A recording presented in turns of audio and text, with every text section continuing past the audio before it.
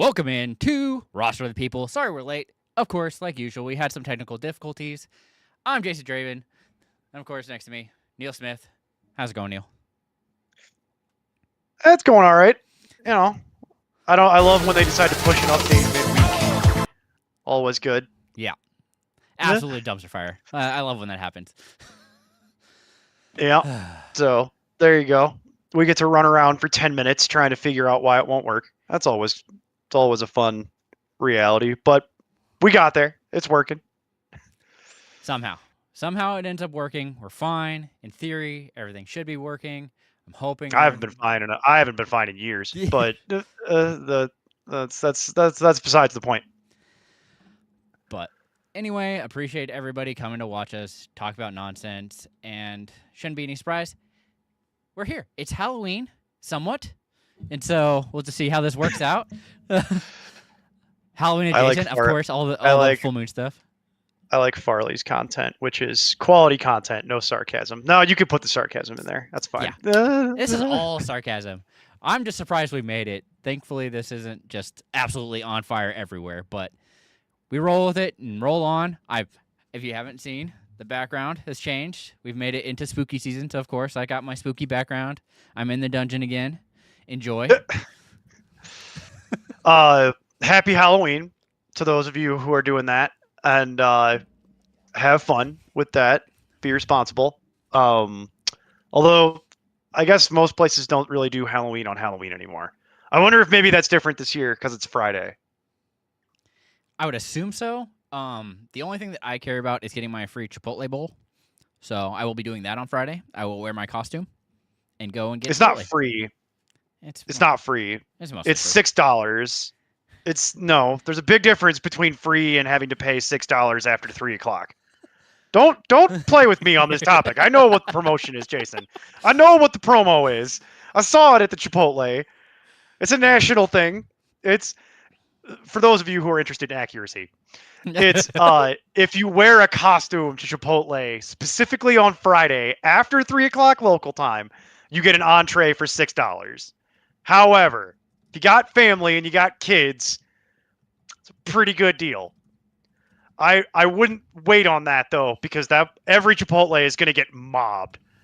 They're just going to get mobbed. I would not want to work at. Well, I wouldn't want to work at Chipotle generally. Sorry if you work at Chipotle, but that doesn't seem like a happy environment. And but man, Chipotle is going to get slammed. Just slammed to the face. Can you imagine what that's going to be like? It's going to be a bunch of angry. Lunch, man. That's how it works. You get that long lunch. You're going to spend it all at Chipotle. All 30 of your teams going to head out. No, what's going to happen is you're going to have a bunch of high school kids in costumes, causing a ruckus. And then after that, or interlaced with that, probably more accurately, you're going to have families with crying kids. Not going to be a happy day. Whatever they're getting paid, generally it should probably be double, but on that day specifically, it should probably be triple to deal with this. Because whatever your thing is with your corporate America focused team lunch thing you're talking about over there, that's the least of their problems, Jason. You people will behave with some level of dignity. All right, but a lot of the rest of that ain't gonna be that way. I would not want to be doing that day. However, if you want a $6 Chipotle entree, do that. It's a good deal. Like it's half off, for most of the menu items. If you get chicken, sorry, it's not. It's 40% off if you get chicken. Yeah, it's a one day I spend up and get steak is Halloween. So we're being completely honest. I try to avoid eating Chipotle in general. Oh, that's rude. The dysentery that you get. No, it's not rude. I've been food poisoned like 4 times, okay? It's not an accident after a certain point. And it's different Chipotles across the country. And it's because, okay, maybe it's not a great idea to have a bunch of disinterested people that probably, at the risk of sounding like a communist, maybe it's not a great idea to have a bunch of people that probably aren't paid enough to running a restaurant that puts food out. That food has to be kept at temp or bacteria starts growing in it. And if you don't get paid enough to care, you're going to food poison people in the process. Okay. Ask me how I know. Ask me how I know about any of this. Like there's a mix of personal experience on both ends of that statement. Yeah, I It has guess. nothing to do. It has nothing to do with Chipotle in general. It has everything to do with I don't want to get food poisoned, and I've been food poisoned more than once. I've also been food poisoned at Qdoba in the interest of fairness. That's a long story. I was warned to not eat by someone who knew about the people that ran that Qdoba, and then I didn't listen, and I went anyway. And then, sure enough, I got food poisoned. So there you go. Chipotle's fine as a general like topic. It's actually weird. You remember? Okay. And by the way, let's go all the way down this rabbit hole because we're not getting any questions, and I could just go. So here's where we're at with Chipotle. Do you remember a couple years ago when they got sued? Do you remember why they got sued? No, Class action lawsuit. It was in all the Yeah. papers. Do you remember why? I don't remember. They were giving people salmonella. I mean, it happens. No, not really. Like it's usually a bigger deal, to the point that there was a class action lawsuit and they lost and had to pay everyone out. Tells you that they just gave up on that and said it's just easier just to admit that we did this and we'll just pay you. The other side of it is did you read what the guy who was litigating on behalf of the plaintiffs in this case had to say about it? Did you ever Got nothing. see what it, okay, so that guy is on record as saying, he's like, I've been practicing law for like 30 years and in this area. And he goes, I've never seen anything like it. People were asking for their settlement payout in Chipotle gift cards. I mean, That's it's just good. it's a wild thing. But to get food poisoned by a place and then ask for currency that can only be when other currency was available, to ask specifically for currency at the place that poisoned you, I mean, tells you everything you need to really- know about what's going on with Chipotle over there. There's something in it. It's delicious. It's like how And it's somewhat good for you, ish. Yeah. It's good for you adjacent. Compared to what? Like compared Taco to Bell. McDonald's, I agree. Compared to Taco Bell, well, one of those items is actually food and the other isn't. Rude. Also, just I could argue forgot in to mention, court that not a sponsor. that is not food. Well, they'll never be a sponsor after, and I will never change my opinion on Taco Bell isn't food, and that Chipotle was found criminally liable for poisoning people, and I, from my own experience, have been poisoned multiple times. But you want to know what's messed up about that statement? I can't say that about any other restaurant, Jason, that I've ever been poisoned by, because I'll never go back there. But with Chipotle, it's like, we'll risk it. We'll shoot our shot. In order to be poisoned more than once, you'd have to have. I've been poisoned by other places, and I've never gone back because it's horrible. Like, I got food poisoning once from a local Chinese restaurant. Never went back there. Got food poisoning from Chipotle in different states. And was like, that's just that one location. We just won't go back to that location. But, there you go. That's Chipotle. And don't tell people. See, Jason, I'm not gonna deal with our comments coming back and say Jason told me I can go get a free Chipotle on Friday. Effers lied to me. No, that's not what that is. It's a discount though, and it's a pretty good discount to be honest. If you're willing to run the risk of the food poisoning. Now, that being said, if I was a family of 4 with picky children that were going out anyway, it's probably $50. It's probably $50 to go to Chipotle, right? For a family of 4 at this point. That sounds about right. That math. So half off. and we're already going out anyway. And I'm not cooking. Like, we're already going to be out past the time when I'm doing that. So this just makes a lot of sense. I can see why Chipotle corporate wants to do this promotion. I'm just saying that if I was boots on the ground for that little experiment, I'd be working pretty hard to get that day off because it's not going to be a happy day. going to be a lot.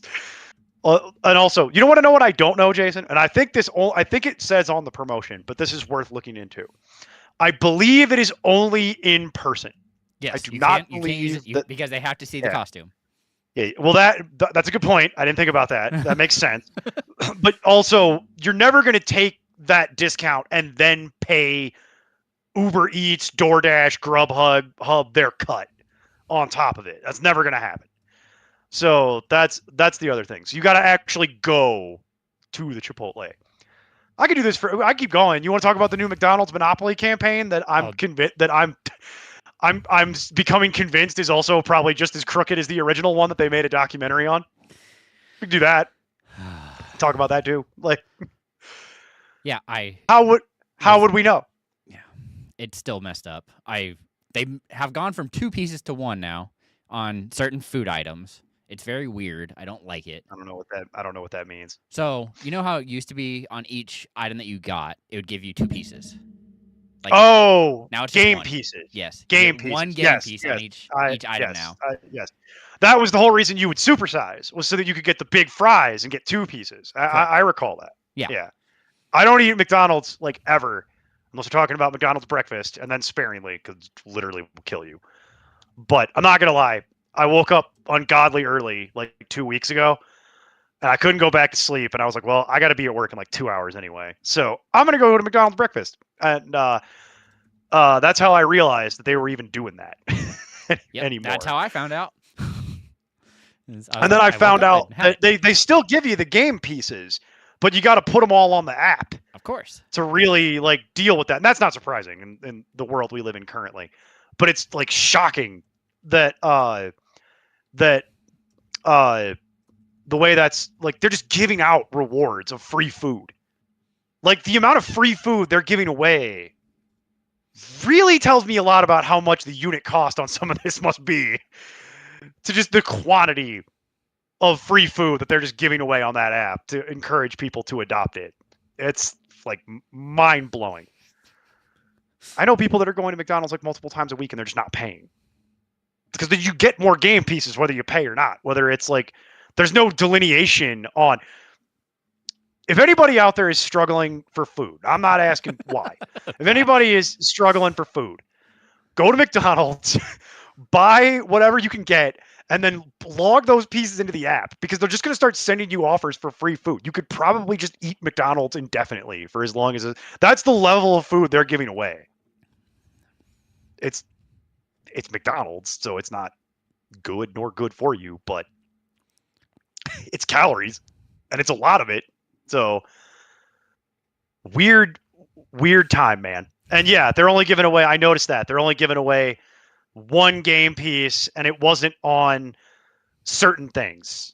Yeah, it's a little only weird on how like they've drawn that up. 6 or 7 items. It's on the hash browns. It's on the cup of coffee I got, but it wasn't on the sandwich, which I found strange. But I guess that makes sense. Only on the Egg McMuffin. Really? Is that what it is? Yep. And the quarter pounder, or is that their staple? Is that the staple burger for them? Well, there's 2 different staples. There's the Big Mac, and then there's the quarter pounder. It might be the Big Mac. It's one of the 2. Is the other one that has the piece on it for that. And of course, has to be a large fry, has to be a large drink. You know, what can you do? What can you do about it?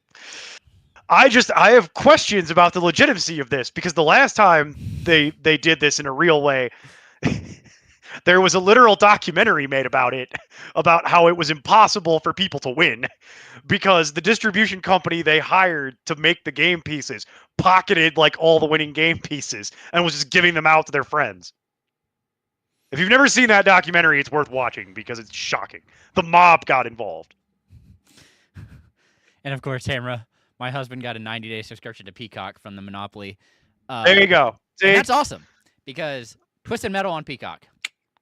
And Day of the Jackal is the other one I really enjoy from there. So, if you're looking for shows, those are 2 that I enjoyed.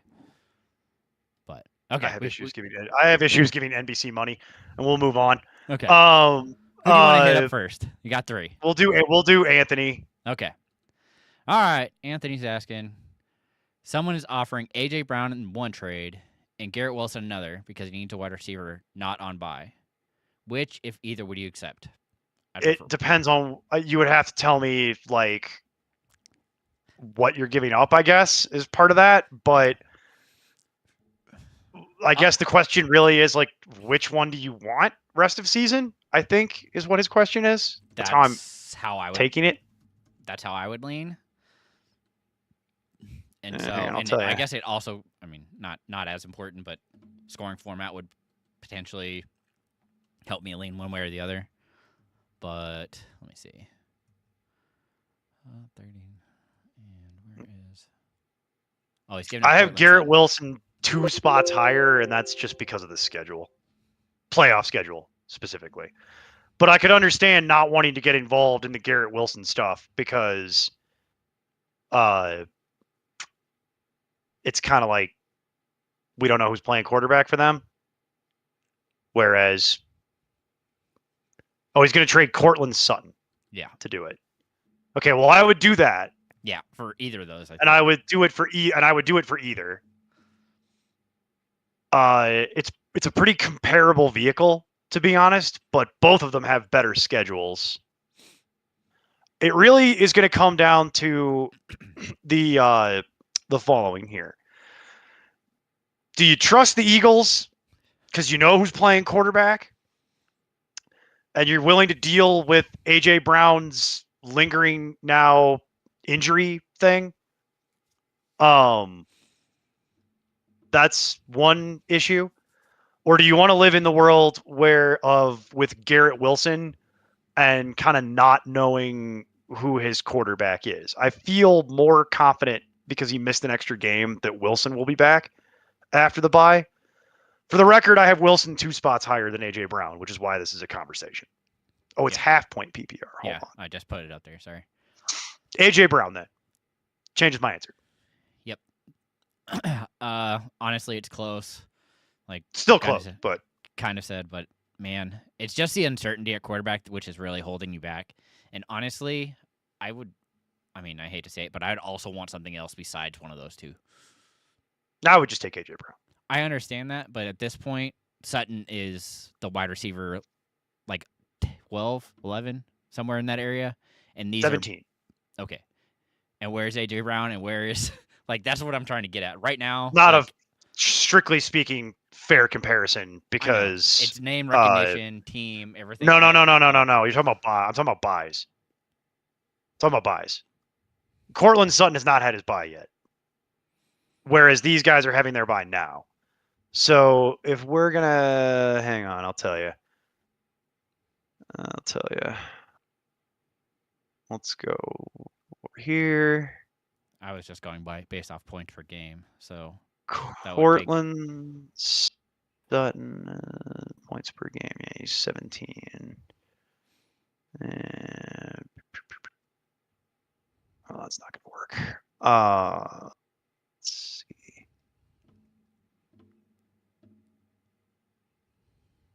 Yeah. Let's see. Game logs.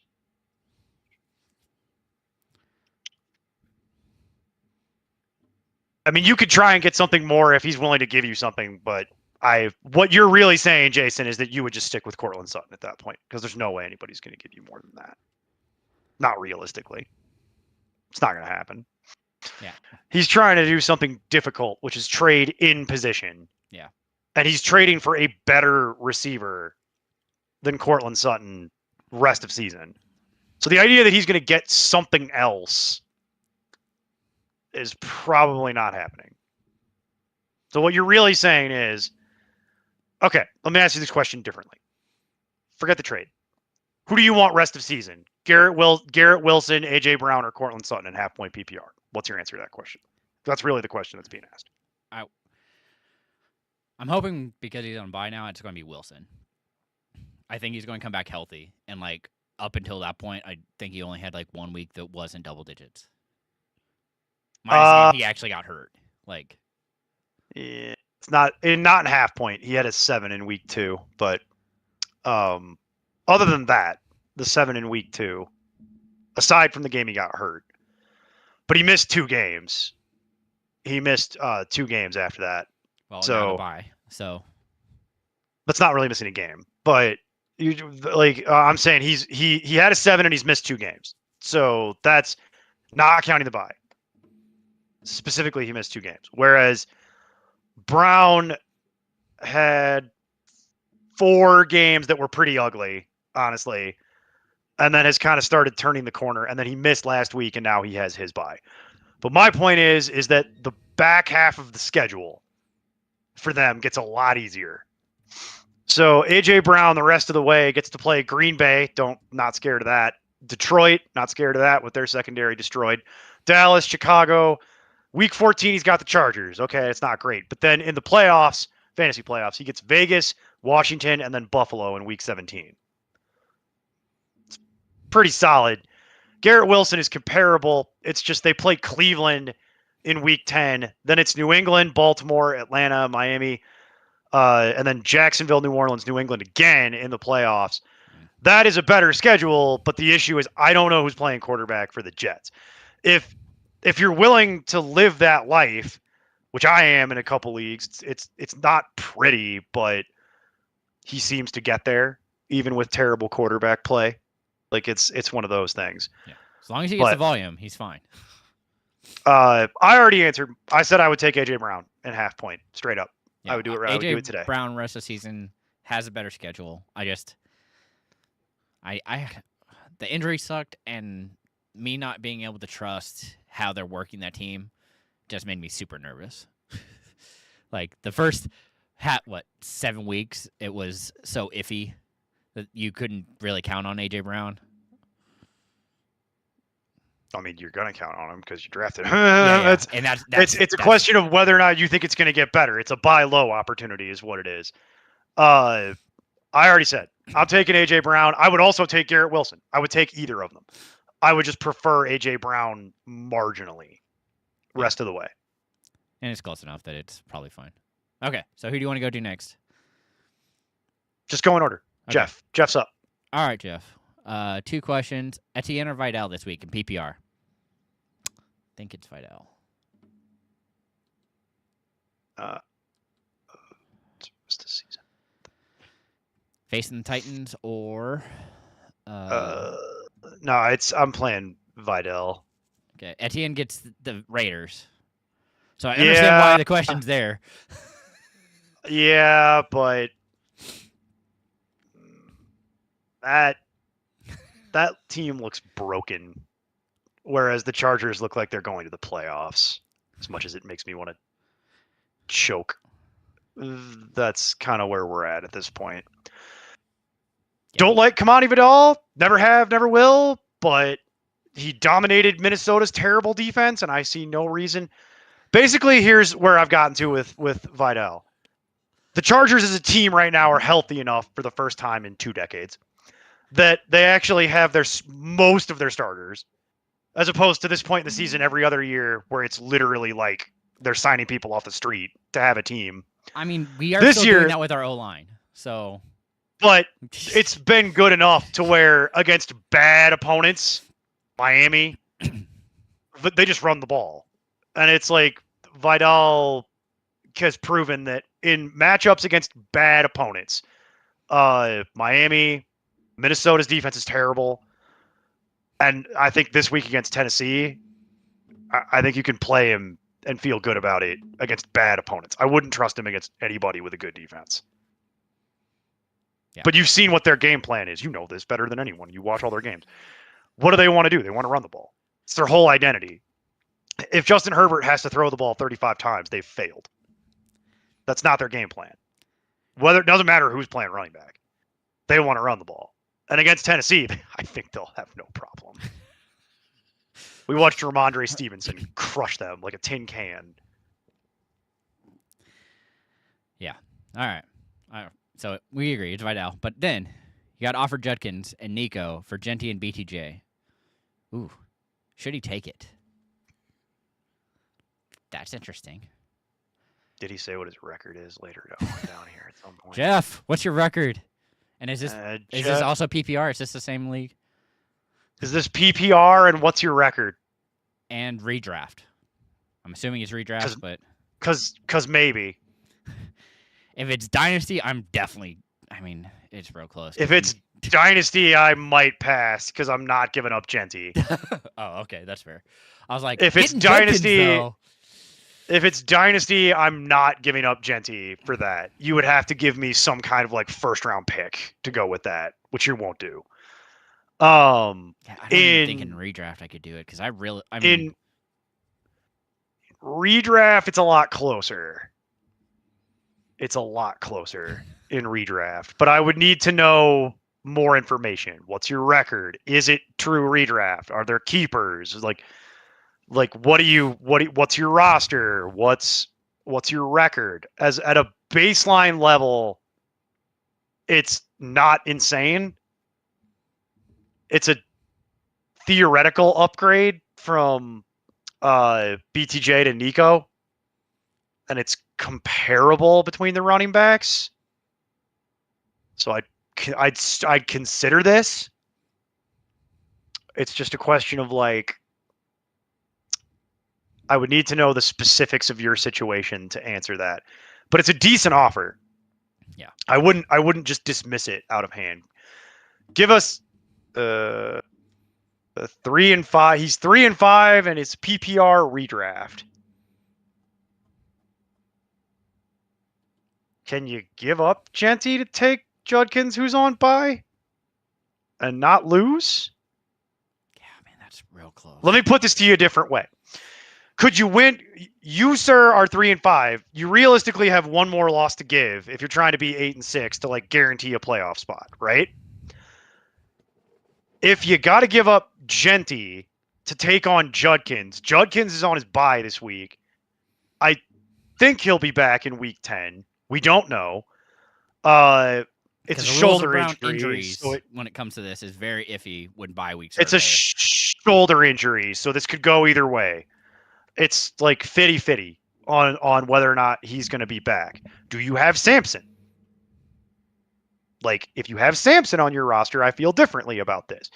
I would say, given your record and given that it's not a keeper league, his RBs are Bijan, Jacobs, Warren, and Etienne. Okay, so you have good running backs. Yeah. You could probably get through this week without it mattering. Are your wide receivers just devastating? I just don't think that Nico is that much of an upgrade right now. I mean, in theory, he is. In theory, it's an upgrade, but what Texans team is showing up? Yeah, it's like what part of the problem is showing up. Because rest of season, I have Nico at wide receiver 17, and I have BTJ at wide receiver 22. Like, so it's. Oh no, wait. I'm sorry. That's not rest of season. Bear with me. That was this week. Hang on. I knew that sounded weird. I was like, ooh, okay. Rest of season, I have BTJ at 25, and I have Nico at 13. So it's because it's Nico is such a hard player to rank because you're getting into opinions with Nico at this point. Like it gets out of analytics because by analytics it's terrible. Like so you're getting into opinion stuff now. His wide receivers are Addison, Pittman, Flowers, BTJ, and Xavier Worthy.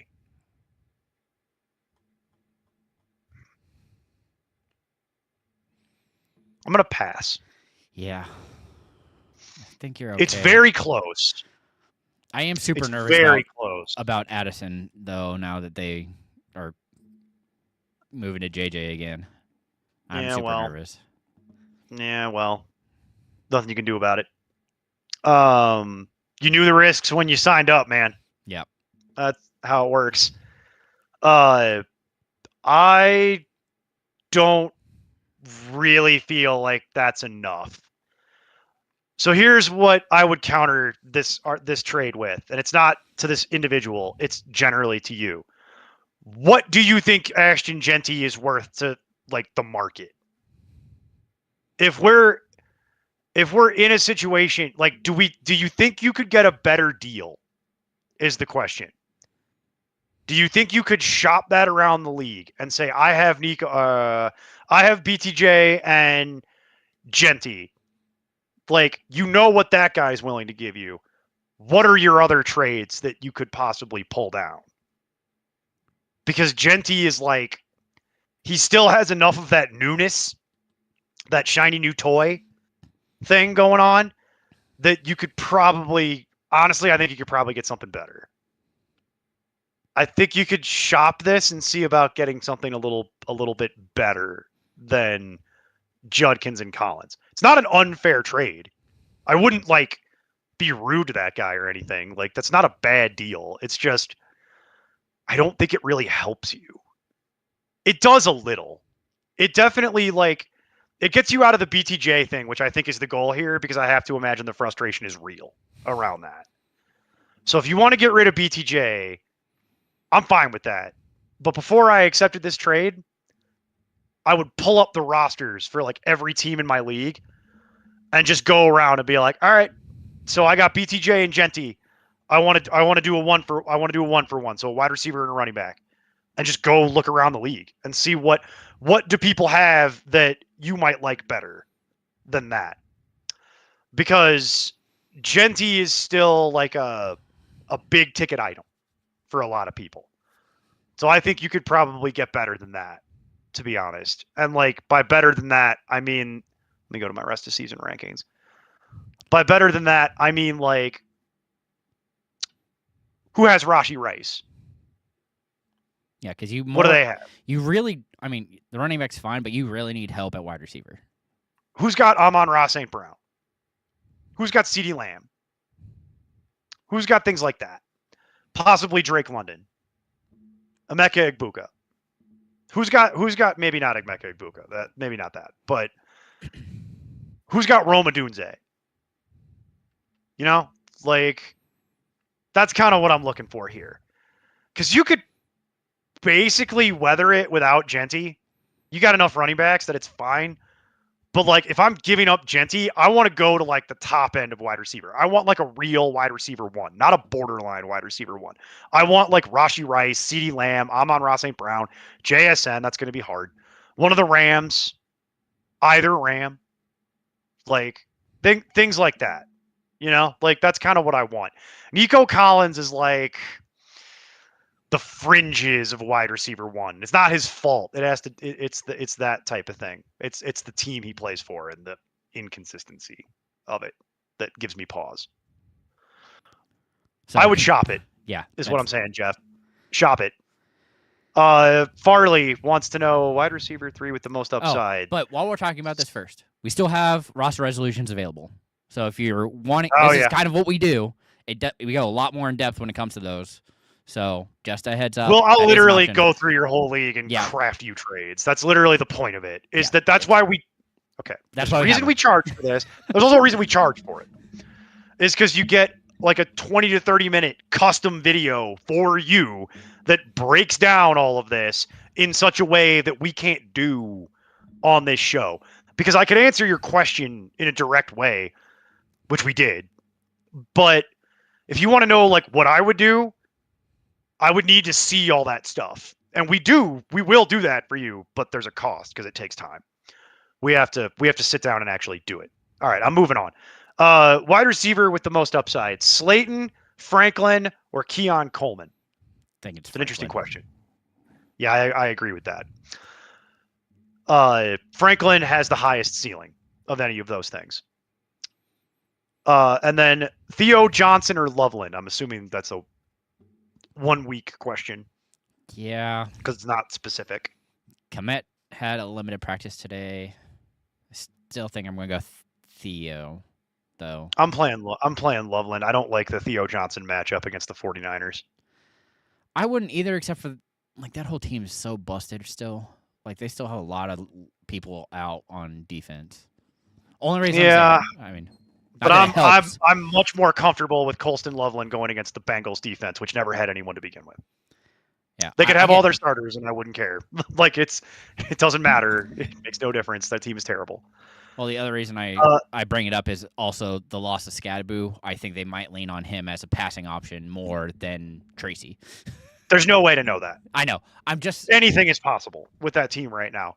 They're working. They could just as easily sign somebody. roll out. So, sure, but I'm saying they could just as easily just go back to what they were doing last year and throw a million dump offs to Tyrone Tracy. There's no way to know. Anyone who's telling you they know is either Brian Daboll, who has no incentive to tell you the truth, or is lying to you. So Brian Daboll. Like it's literally like there's no way to know that. We're just gonna have to wait and see what they do.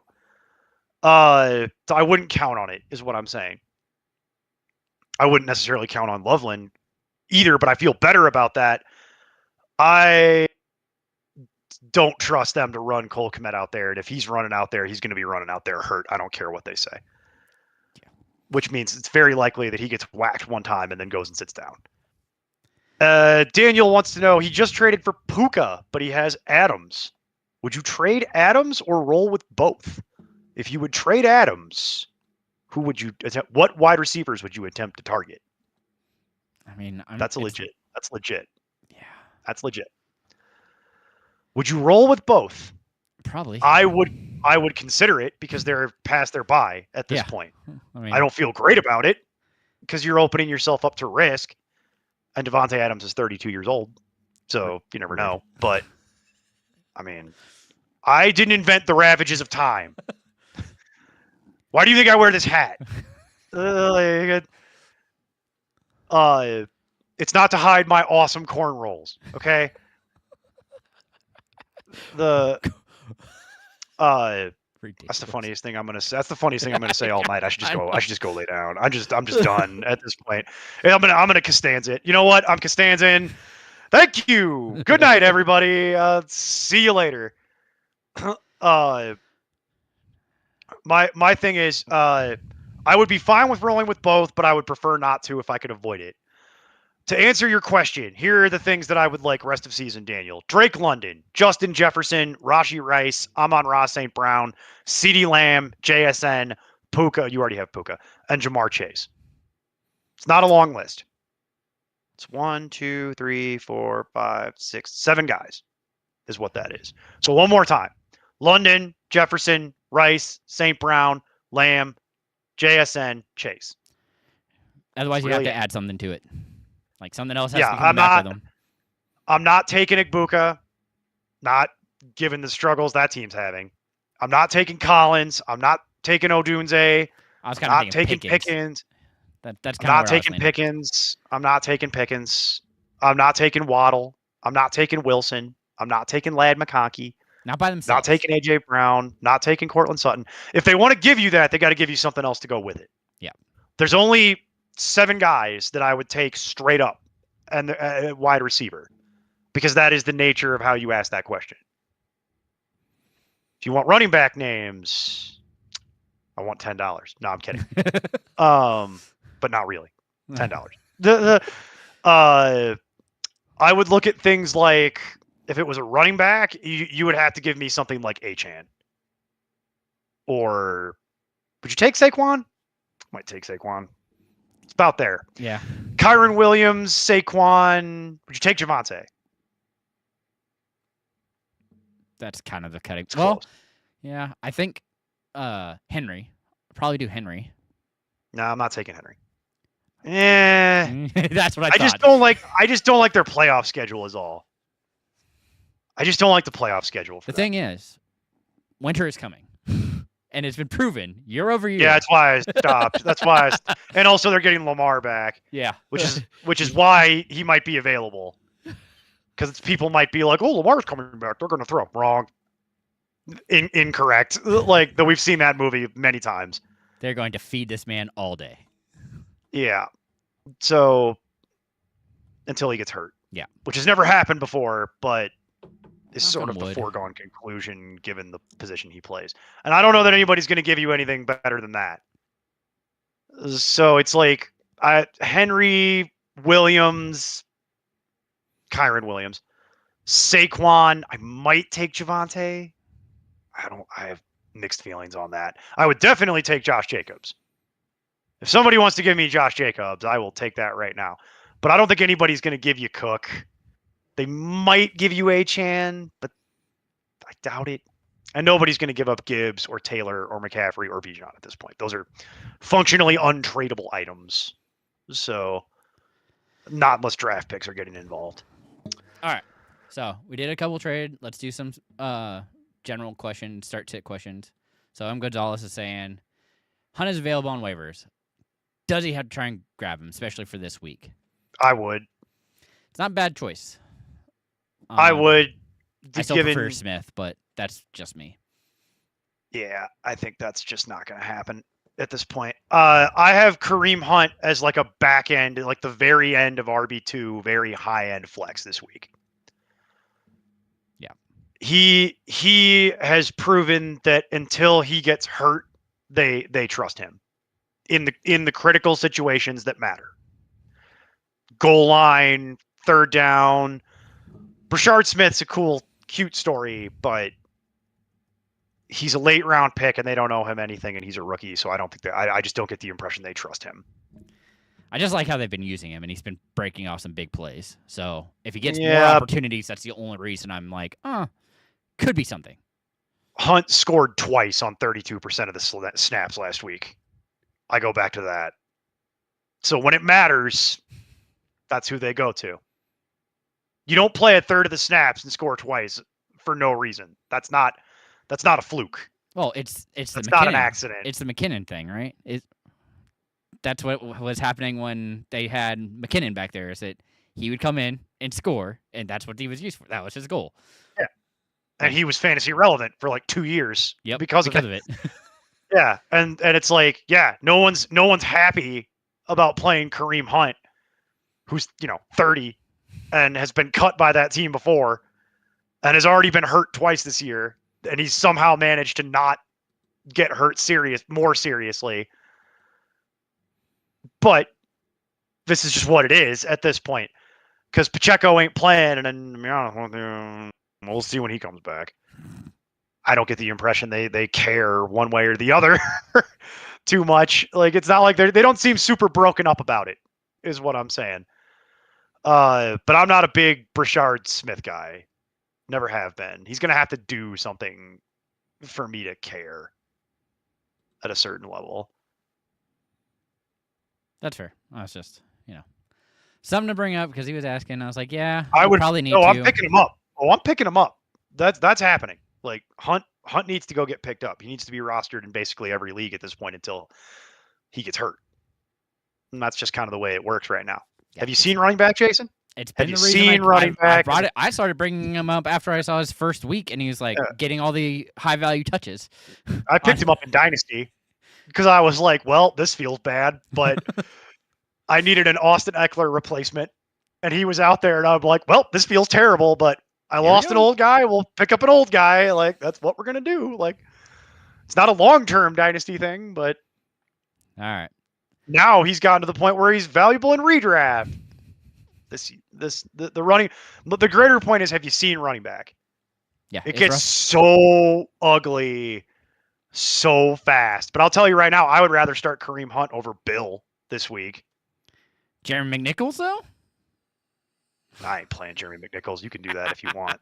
You can get roasted with the 0 when they inevitably stop using him. All right. None of it has any value. I go back to that well. Yeah. So, Skyler's, though. 1.5 point PPR. That's fun. Pick 3. Adams, Debo, Pickens, Tracy, Myers, or Olave. You have to play Adams. Adams, Pickens. 1, 2, 3. There's 5. Nope, 6. 1, 2, 3, 4, 5, 6. Okay, well, it's really 5 because Myers is getting cut straight off. Like, I'm not talking about that. Yeah. That's not a thing. I don't want to play Tracy either. 4, 5, 6. I might play Tracy given the lack of other options. Well, assume that Debo is the only wide receiver because McLaurin's out already. Yeah, it's Adams, it's Debo, which I don't feel great about, and then really it's one of the others. So here, I'll tell you the exact answer to this question. Pickens and Olave for me. It's definitely Adams. Like, there's no way you could justify sitting him at this point. I have him like as a top 20 play in my week 9 flex rankings. Yeah, I have. And I have Debo at 53. Oh, that's way too low. You haven't adjusted since McLaurin got. I've worked all day. I don't know what to tell you. Pickens. So currently, I have it as Adams, Pickens, and Olave. I have it as Adams, Pickens, and Olave as well. Okay. So it's Adams, Pickens, and Olave. The only real question is here is do you sit Olave to play Debo? And I have mixed feelings about that. On the one hand, we're pretty confident at this point that it's going to be Daniels, and they've already shut down McLaurin. So that's the positives of that. And then the other side of that, also positives, are actually like really more negatives against Olave, which is do you really want to play Olave in Tyler Show's first ever NFL game, which has the potential to go really, really bad? Yeah, Skylar actually just said it's half PPR, not 1.1.5. So that also changes that it actually, a little bit. Yeah, okay. I think I then go Debo. But it's maybe Uh, it might actually be Tracy at half. Let me see. Yeah, I was gonna say I have Tracy at 33 at that point. So hang on, we got to rerun the. It's Adams at 22. That's still happening. Yep. I have Pickens at 28 because of the upside. So you've got it. You're probably going with that. And Olave at 40. But yeah, Tyrone Tracy moves up significantly. He moves up to 33. Yeah, I think it actually ends up being Tracy, which I don't love. But And then the volume's there. I'm playing Tracy. Yep. In half point. It's Adams, it's Pickens, and it's Tracy. That's what I'm going with. Don't love it, to be candid. I'd feel better about playing Debo, but the uncertainty with Olave playing, like Olave basically gets removed in half point because of the quarterback issues. Myers gets removed because of the injury, the quarterback issues, and the trade issues. So that's just a non-starter. It's really a question of do you want to play Debo or do you want to play Tracy? And in half point, I'm going to play Tracy just because I genuinely, the volume is so the chance of him getting incredible volume like he was getting last season is really high in that game. Okay, yeah, we agree. Brad Davis, half PPR, need to start one. Are we not doing our Flynn 05's question from Twitch? I only see I'm 4-4. It doesn't give me anything else. No, I got it. Okay. So Rfin 05 wants to say his RBs are Gibbs. Oh, this is long, so bear with me. His RBs are Gibbs, Judkins, Vidal, Tracy, Charbonnet, Henderson, and Isaiah Davis, Algier. His tight ends are Warren and Kittle. His wide receivers are. He was offered Breece Hall. Oh boy, this is like long. Okay, hang on. Yeah, that's why I didn't do it. So, I was waiting until we got through questions before I came back to that one. I was offered Breece Hall. So why did you lie to me and say you couldn't see it? Because why are you you pathological liar is what the answer I'm is. 4-4. I'm just gonna. And I said that we were going to start say questions for a minute. I'll make this. I'll summarize it. He was offered Breece Hall for Vidal, and Kittle. So Hall for Kittle. Yeah, and that's what I'm taking this deal right now. Yep. Like I'm taking this deal immediately because you've got Tyler Warren. You don't need Kittle. This is it's really long, but it's actually really short. Take this deal, go do it right now, because you're giving up nothing. You're basically trading George Kittle for Breece Hall, and you don't even need Kittle because you have Tyler Warren. Don't worry about anything else. Don't worry about your record. Don't worry about nothing. This is a steal. God got involved with this. Like that's what that is. Go accept that deal right now. That's what that is. Go accept that deal and then go crack a beer. All right, go back to Skylar. No, we already did Skylar. Brad, start one in the flex. Oh, right. Okay. Half PPR, Diggs, Addison, or Gadsden? Diggs, I would imagine. I'm looking it up. Jesus, where do I have Diggs? I still think I have Addison higher currently. I have Diggs at 24.5 point. I have Addison at 28.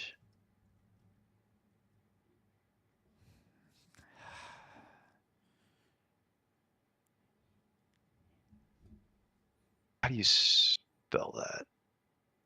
GADSDN. I'm playing Diggs. Short answer. Okay. Yep. I'm scared of JJ. Is what this really comes out for me. I think the thrust of his question is, should I play Arondé Gadsden? That's what I find is But the worry with that most is of the time.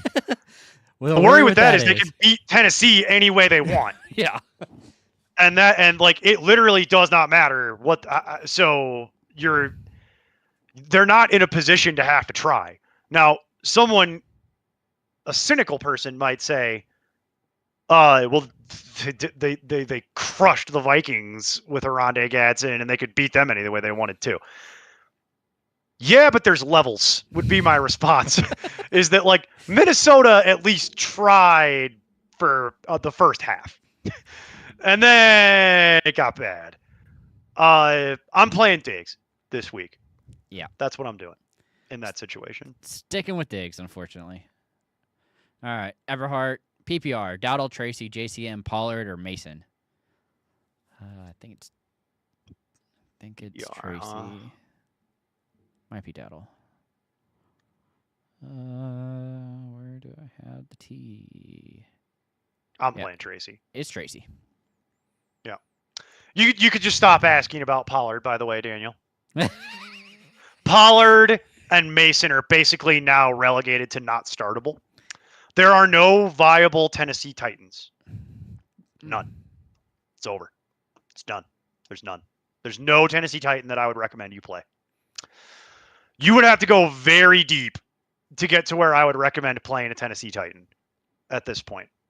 This happens every couple of years. You get a team that is just a complete non-starter.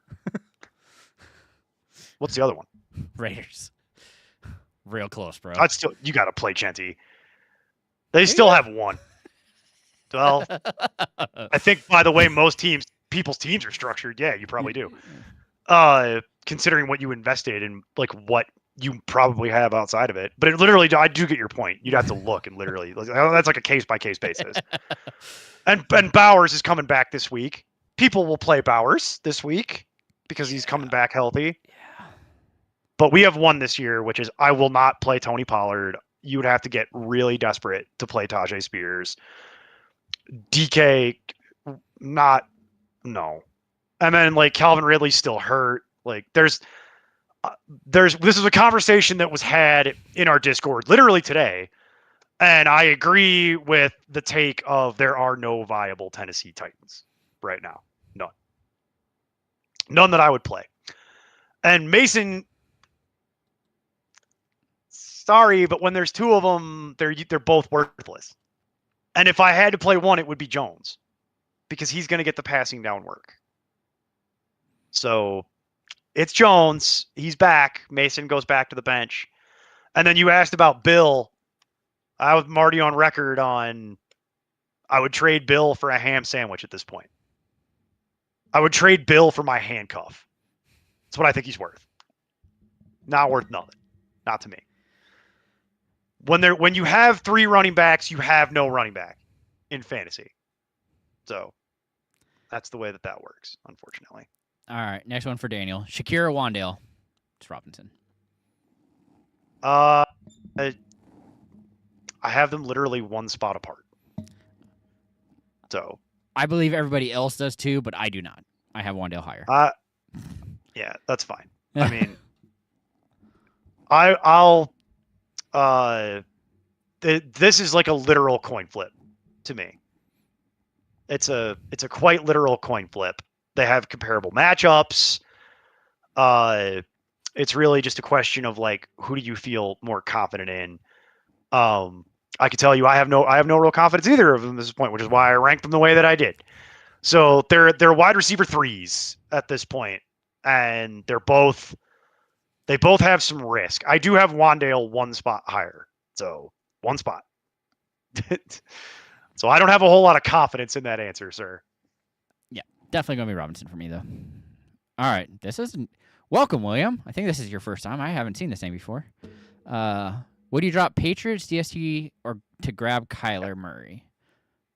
It's got a law firm name. I know. The offices of William. Phil Singer. The offices of William Philsinger and Fierro. We'll fight for you. We don't get paid unless you do. Sorry. No kidding. Ugh. I'd rather just drop the Chargers. Would you drop the Patriots D to grab Tony Sarah so that my opponent doesn't pick it up? He's the best QB available because he has Hurts. I already have the Chargers D for this week. Yeah, I do that. Yeah, I'm fine with it, but I still think I'd rather drop the Chargers defense. That gets into like.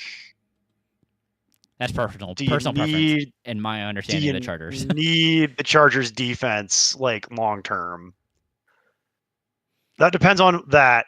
Because like rest of season, I agree.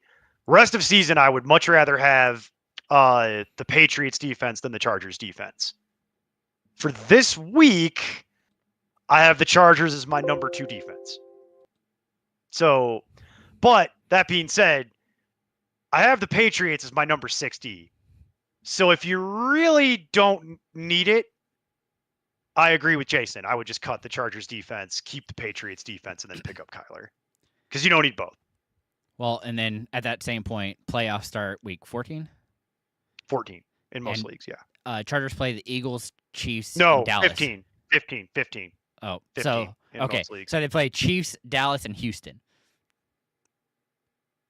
Do you want that? I don't want the Dallas one. I don't want any of them. That's a rough sled. The Houston one is like, yeah, might be okay. The other two, I don't want to deal with. So, especially with that being a division game, because that division game against the Chiefs could go either way. I could be like a great game for the Chargers, like super low scoring, or it could go like some of the other games I've watched over the years where the Chiefs go out of their way to run the score up. Like literally go out of their way to run the score up to prove a point. Ugh. However, the Patriots play Buffalo, Baltimore, and the Jets. What I was saying, it's like it's not good either way. You're probably gonna have to find for Buffalo. You're probably gonna have to find a playoff defense, though. Is my point. Yeah. So I don't know that I feel great about either of those options. Rest of season, I want things like I want Houston. Oh, I want the Ravens. Houston gets Arizona, Vegas, and the Chargers. What do the Ravens get? Ravens get Bengals, Patriots, Packers. Oh, that Patriots game's a dangerous game, though. It can go either way.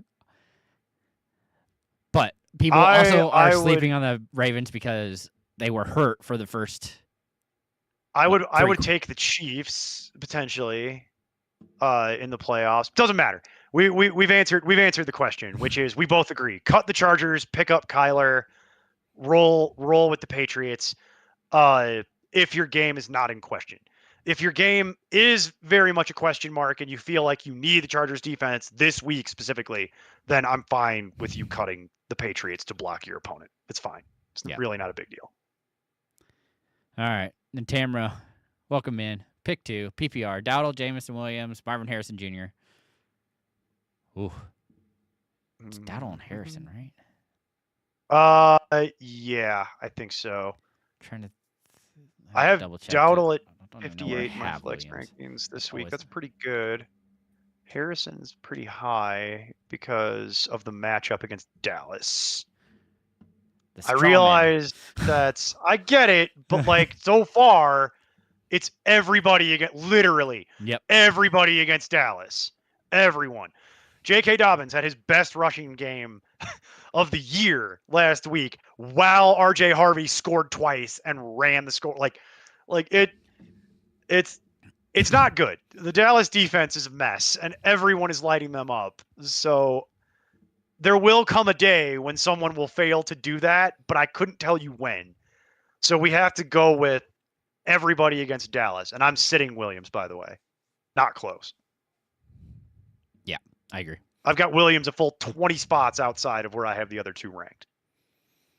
All right, then Arfin, starting Bates at kicker, but he's underwhelmed. Would you prefer Fairbairn or Richard? Like this week, I'm assuming just rest of season. I mean, it's hard to do with kickers because for us, kickers are very replaceable. You can kickers are always. I'll just cut a kicker and pick up the next one, and I'll literally stream kickers. I don't care unless you have like Aubrey or Cameron Dicker. And then outside of that, honestly, like I don't care about the rest of them. Like I don't care about Tyler Loop. I don't care about about Michael Badgley. Like they're all very replaceable. If you're I asking would me go about Fairbairn. this, if you're asking me about this week specifically, where do I even have Ricard? I don't even. Where is he? There he is. If you're asking me specifically about this week, I would just roll with Bates. If to the extent that I could figure this out, which is like there's like 5 asterisks on this, I want Fairbairn rest of the way. Yeah. So if your question is what do I want rest of season, just pick up Fairbairn. That would be my go-to as well. So back to the law firm, 4-point passing touchdown. Daniels. Ben Jarvis Green Ellis? He's here? I've always wanted to meet Ben Jarvis Green Ellis. Ben Jarvis, where are you? I've always wanted to meet him. Jane Daniels, Purdy, or Darnold?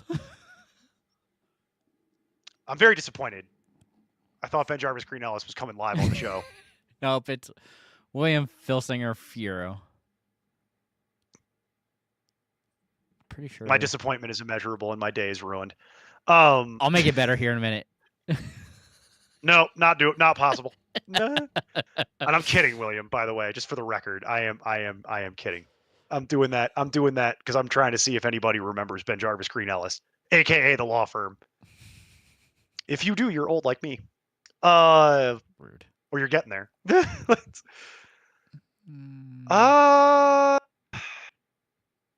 Who do you like here, Jason? I'm waffling because I'm like looking it up. I have Darnold the highest. Yeah, I sort of figured that would be your answer because of your irrational love of Sam Darnold. Well, it's also Daniel's loves not having terrible McLaurin, and he's been struggling, and Purdy's been beat up as well. It's all iffy, so I'd much rather go with a thing I know coming off a bye.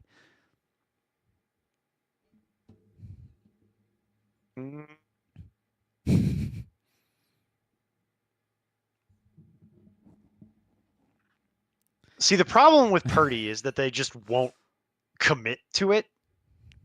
So I would just take him off at this point.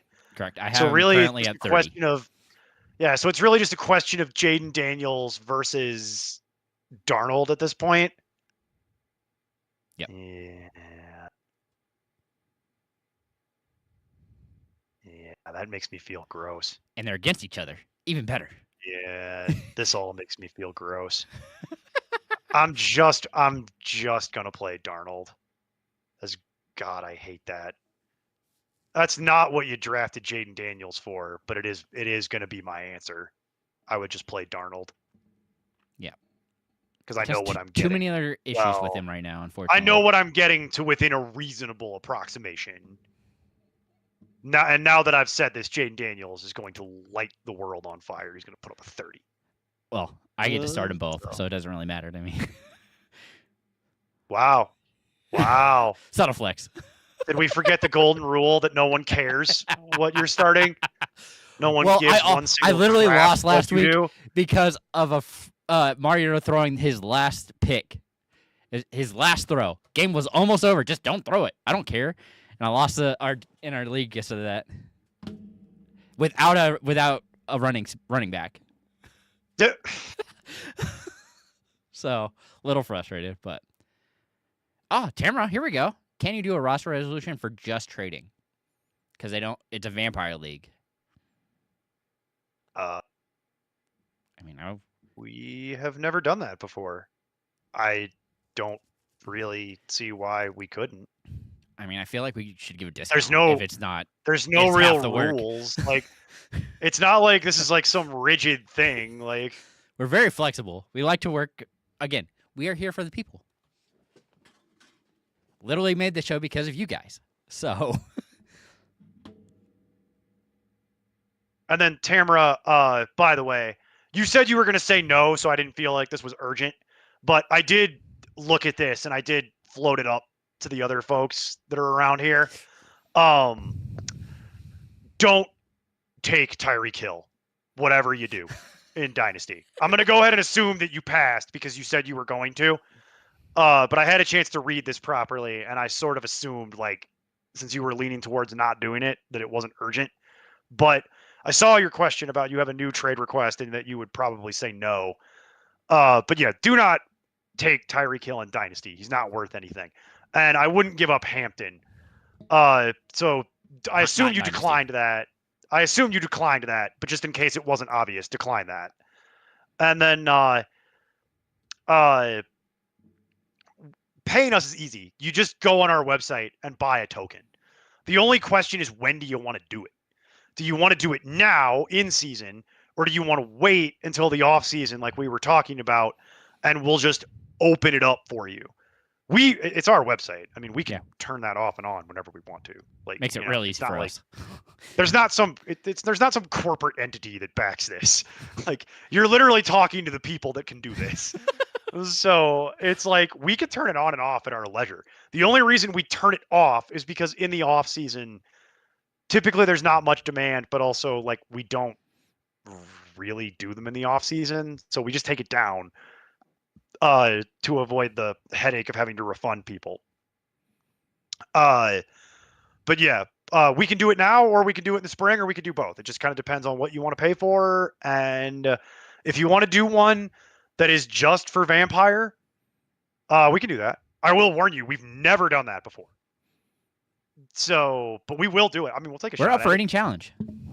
Yeah, we'll take a shot at it. I got no issue with that. Same process.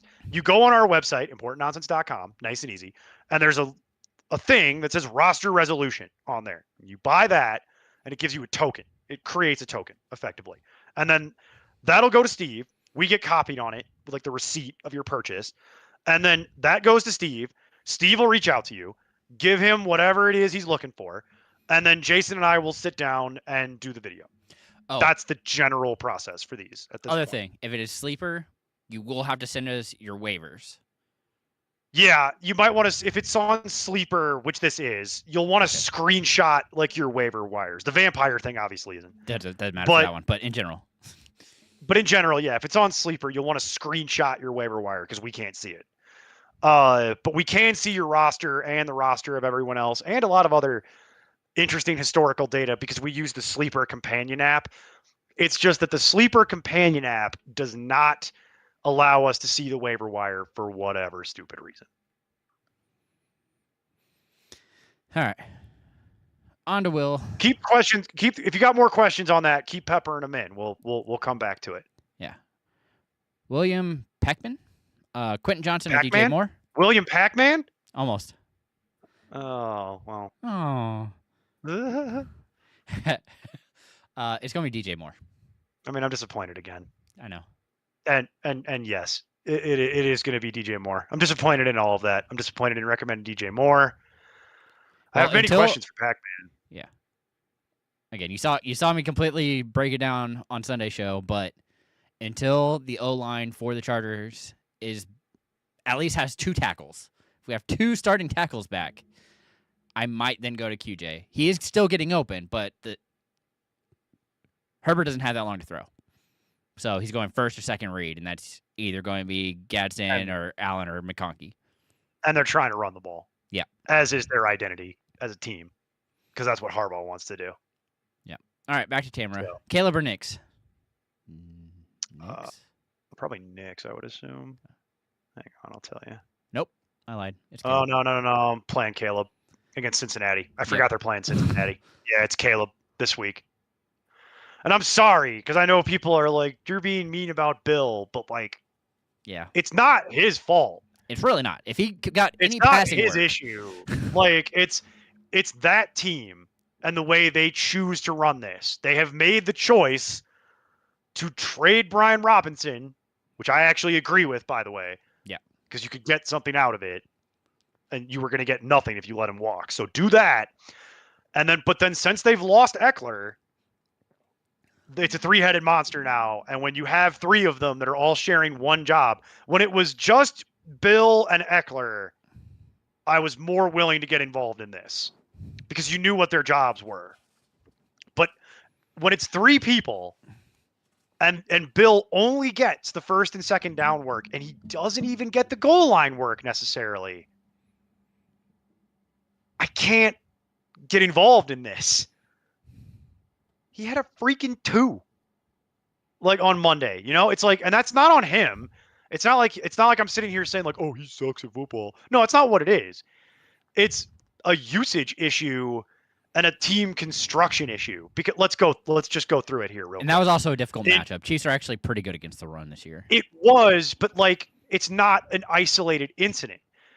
Here's his points in PPR for the season. 14, 1.5, 10, 7, 27, 5.5, 4, 2.5.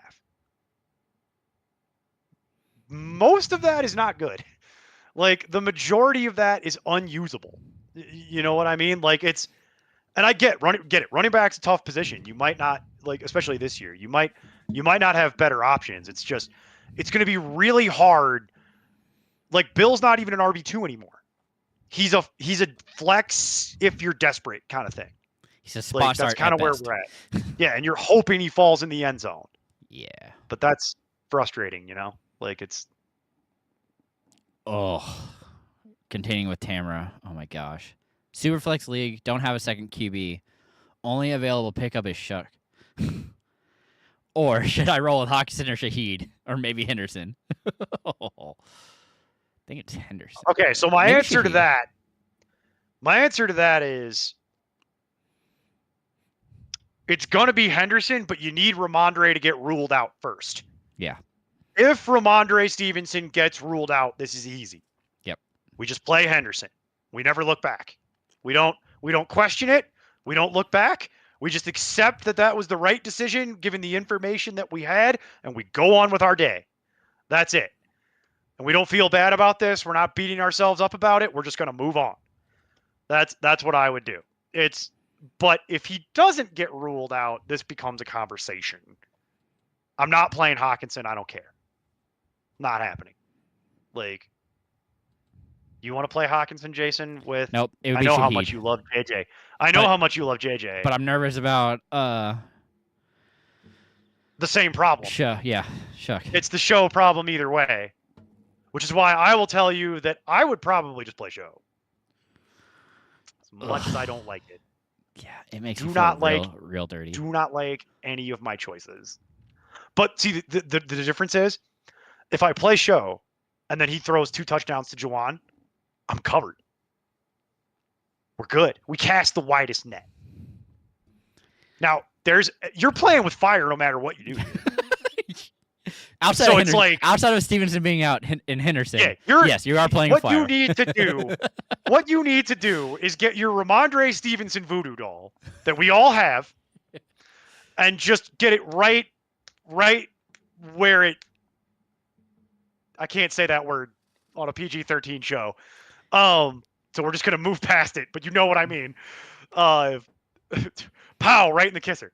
Pow, right in the kisser. And I feel bad because Ramondre Stevenson didn't do anything to deserve that. But that's kind of what you're looking for here, is you need Stevenson to not practice all week, get ruled out with a toe injury, and then I will be sad, but no one cares about me. No one's going to feel bad for me. So it's but that's really what you're looking for, is Stevenson to get ruled out so that you can just roll Henderson and wash your hands of this entire ordeal. I will tell you that if I was faced with that choice and Ramondre did not get ruled out, I'm going to bite the bullet and play show. And I hate it, but that's what I'm doing. Because then I can't justify playing Hawkinson, and I can't justify playing Shaheed with a quarterback who it's his first ever start. And so we're just going to have to hope that Show can do Something. Yeah, anything. Because that way you still get the Shaheed points too. If he throws the Shaheed, you still get those points. Like, so that's my actual advice. As much as I know it's unpalatable. Yeah. All right, Chad. We're going back to standard. Woof. Dowdle, Harvey, Burchard, or Henderson. Dowdle. Yeah, unless, well, even if he is It's out. Dowdle. I'm just playing Dowdle. The only possible way that you're asking me on Wednesday. So right now it's Dowdle and it's not close. Ask Jason on Sunday to look at it again if Ramondre Stevenson gets ruled out. Otherwise, I'm not changing my answer. Yeah. I don't really believe the media reports Me about neither. them being upset with Chubb a little bit, but given my other options, like, we don't really have a lot of good choices here. I'm not playing Burchard. I'm not playing Harvey. Harvey's interesting, but let's see him do that again against not the Cowboys. Yeah. You do that twice against someone that isn't the Cowboys, I'll Now we're revise talking. my opinions. But I'm not sold on him doing that to the Cowboys because everyone has done that to the Cowboys in I- order. I actually do like him this week though because of it being Houston. A little more than Yeah, Dobbins for the upside. I like it a little more, but not enough to sit Dowdle. Correct. Okay. Just making sure. What's up, Glitchy? Someone dropped Brock Bowers last week. Fab is tonight, so waiver wires tonight. I have got 900 of 90% 1,000. of his money. Yeah. Top tight end is Kincaid. How much should I bid? I don't know if I would. It makes me nervous. I'm bidding on that. I'm 100% bidding on that. Because that's the equivalent of turning Fab dollars into a trade.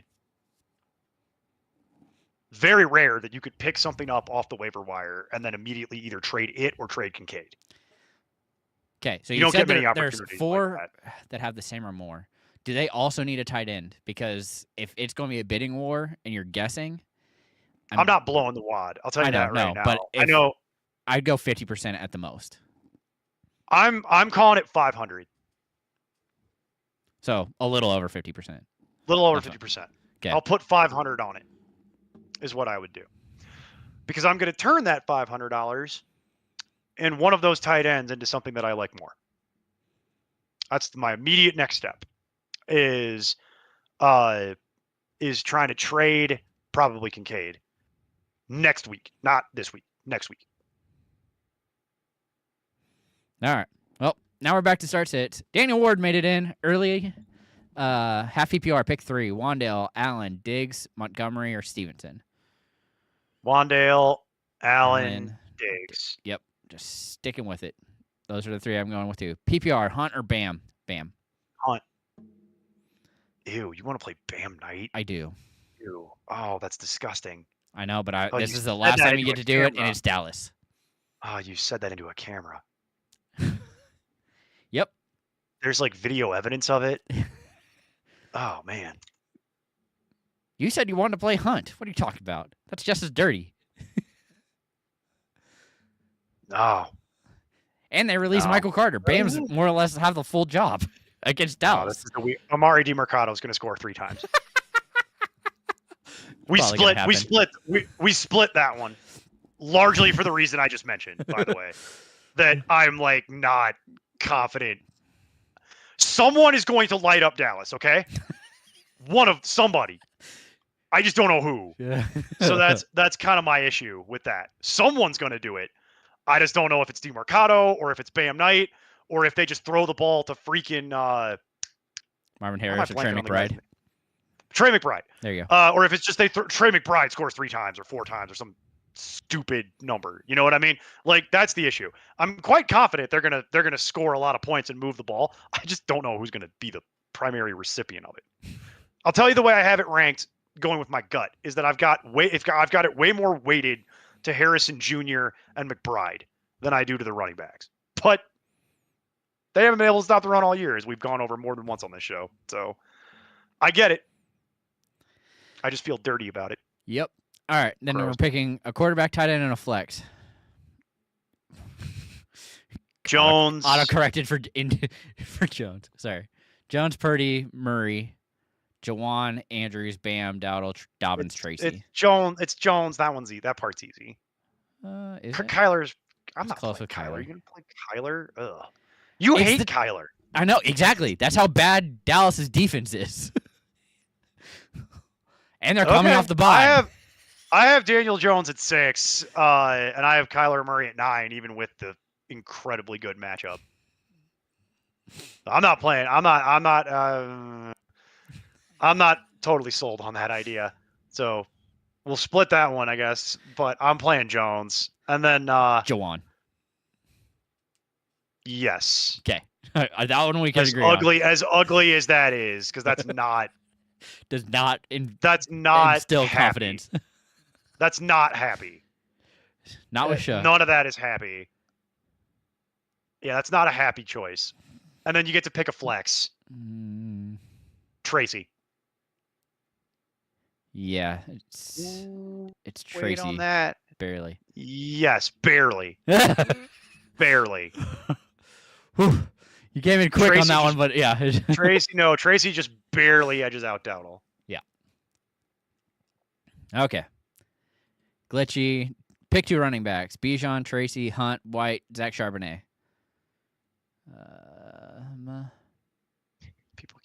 People, It's no matter how Bijan. many times I say it, they just keep asking if they should start Bijan Robinson, and it's like making my head hurt. Well, I did tell somebody not to this week, but When I'm did you nervous do that? about You're Flame of Fire, I know. firing you. Yeah. Threatened to fire you before. I've never been more serious about it than I am right now. You like me too much. That's not material.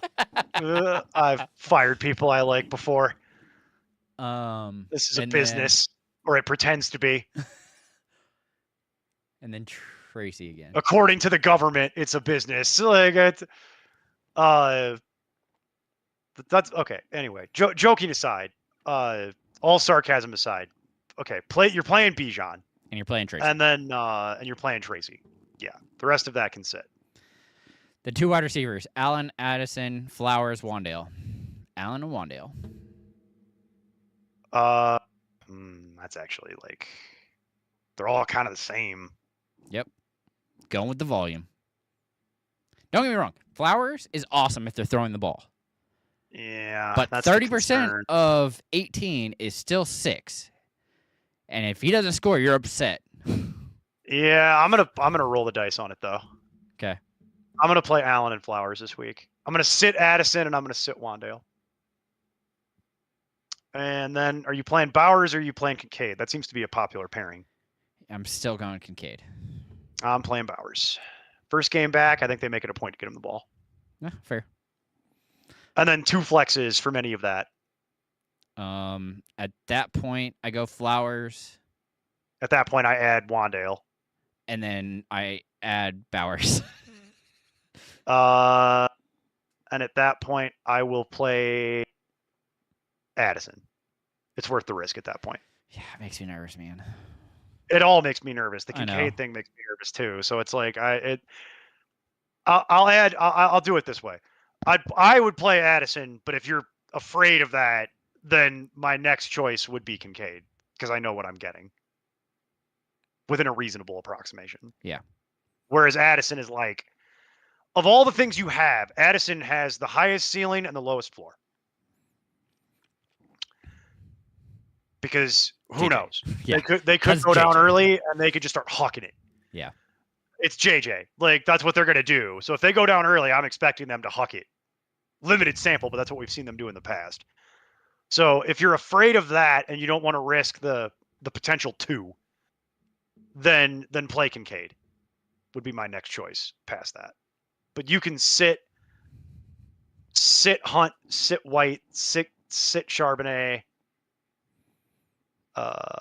Yeah. So you're good there. All right. Is this trade good? That's an easy question to answer. He sends Baker, Trey Benson, and Flowers, and gets Caleb Williams, Oh, yeah. Etienne, and Brown. Yeah, I'm Yes, doing that's that. a good trade. Yeah, I'm doing that. Yeah, that's an easy one. Lawrence or Tua? Lawrence. Yes. That one I don't have to think about because he's itching that top 12 spot.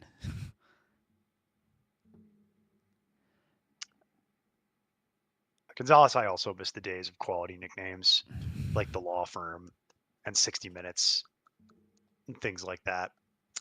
They don't come around as much as they used to. Simpler time.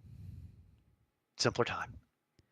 Oh, Daniel Ward coming in with another one, though. Running back in a flex. Montgomery, Dobbins, QJ, DK, Booty.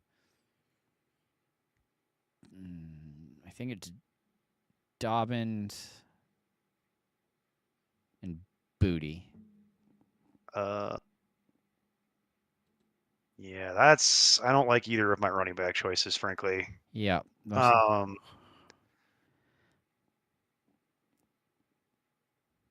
I have Dobbins. played Dobbins as well, I think. Just barely. because yeah, like by 2 spots level barely. Yeah. Yeah, it's Dobbins, and then you get to pick from the flexes here. Yep. Booty. Okay. Yeah. Swept it. And then Allen or Jones?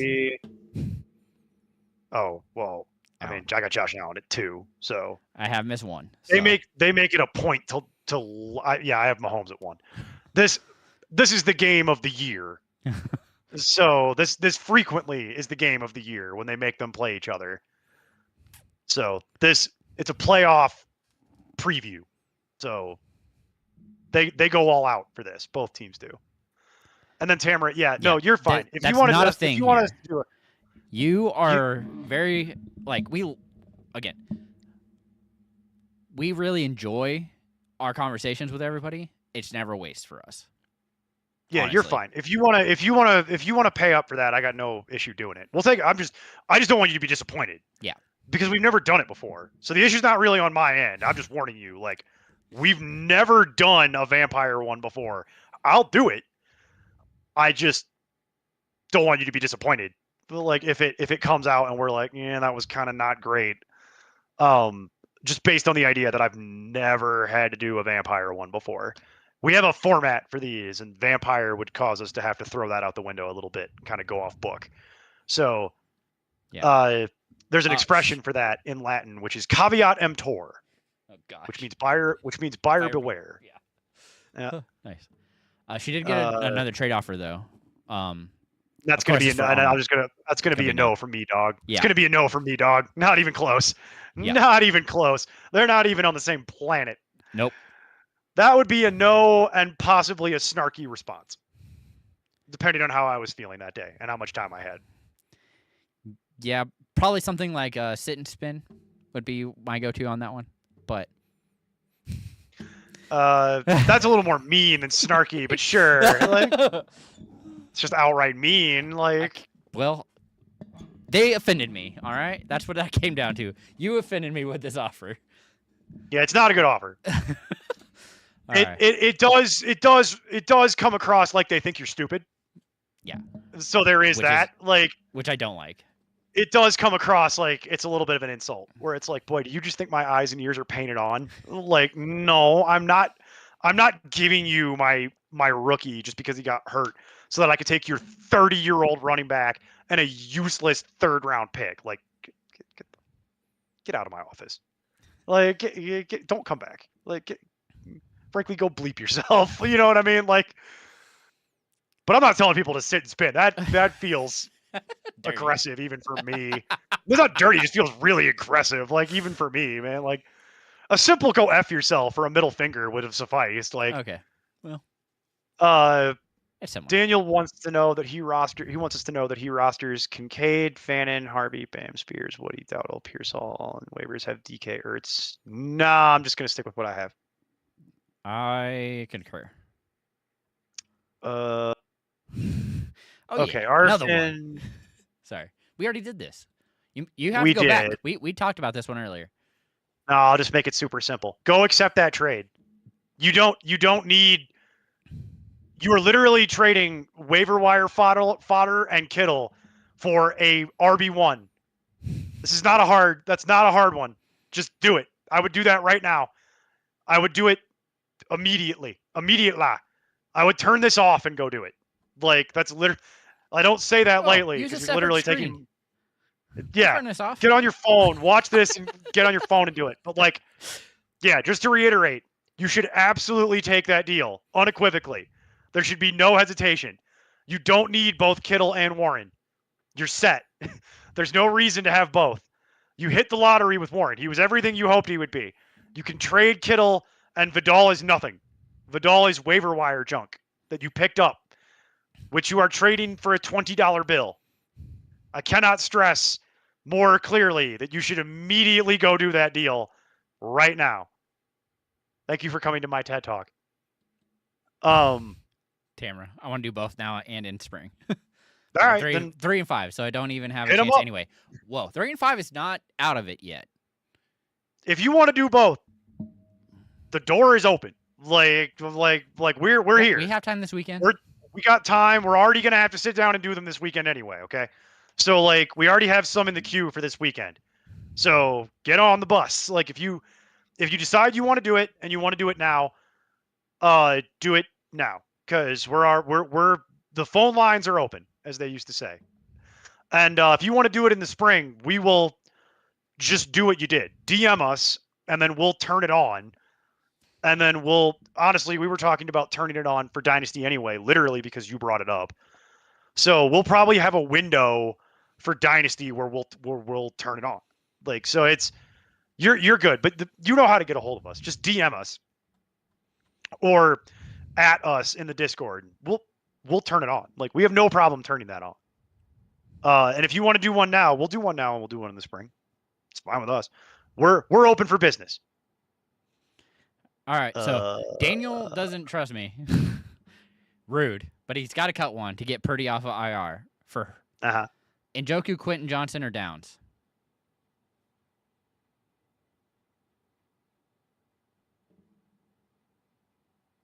I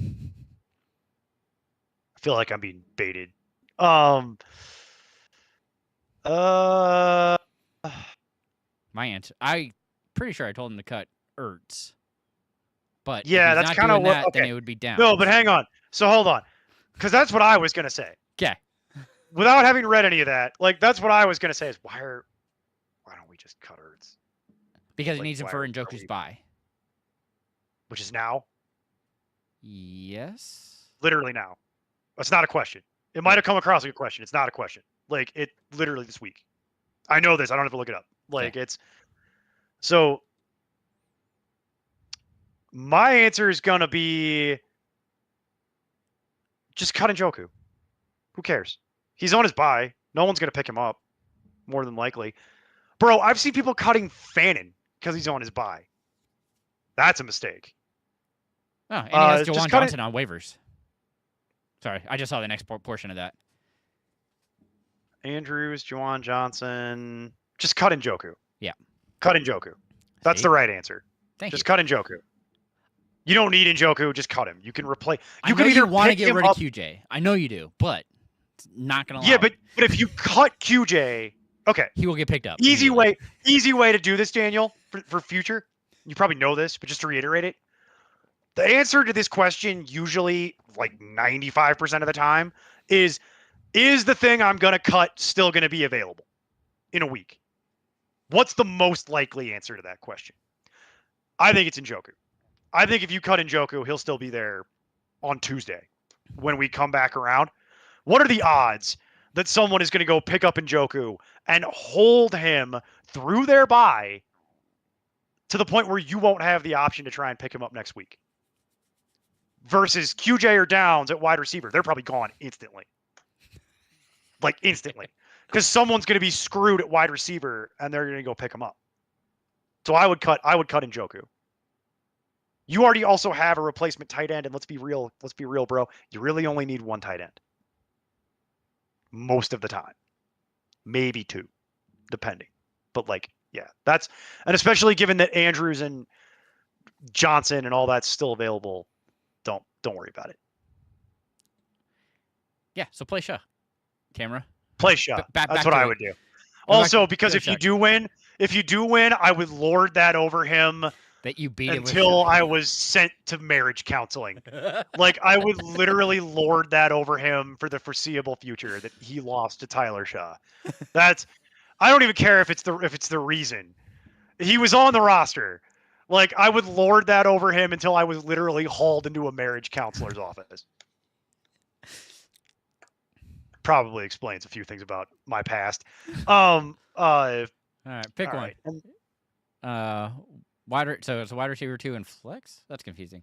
Debo, Diggs, Worthy, Stevenson, or Swift? Oh, wide receiver. No. The way this is written is confusing me, Daniel. It says PPR pick one. So pick one of Debo, Diggs, Worthy, Stevenson, and Swift. I think it's Swift. Ooh. Yeah, I have Swift the highest.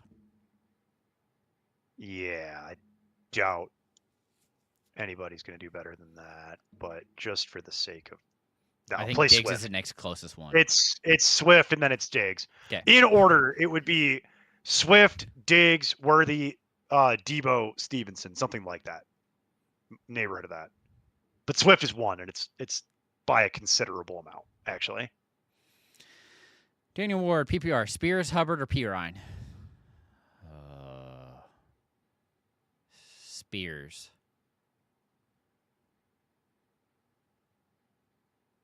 I don't know any of that. I get how we got here, though. That makes sense. I think I'm probably gonna. Oh God, I really Spears. I really don't want to play Spears. I know. I'm gonna say Spears, but I can't stress how uncomfortable that makes me. Yep. I'm gonna say Spears, and I hate it. Kincaid or Andrews? It makes me sick to my stomach thinking about it. I'm sorry, Daniel. That's not helpful, I know, but like that's the answer is Spears, but I have very little confidence in any of those three things. And then Kincaid or Andrews is easier. We're gonna play Kincaid. Yep. And then PPR pick 2, Odunze, DK, Waddle. Odunze for sure.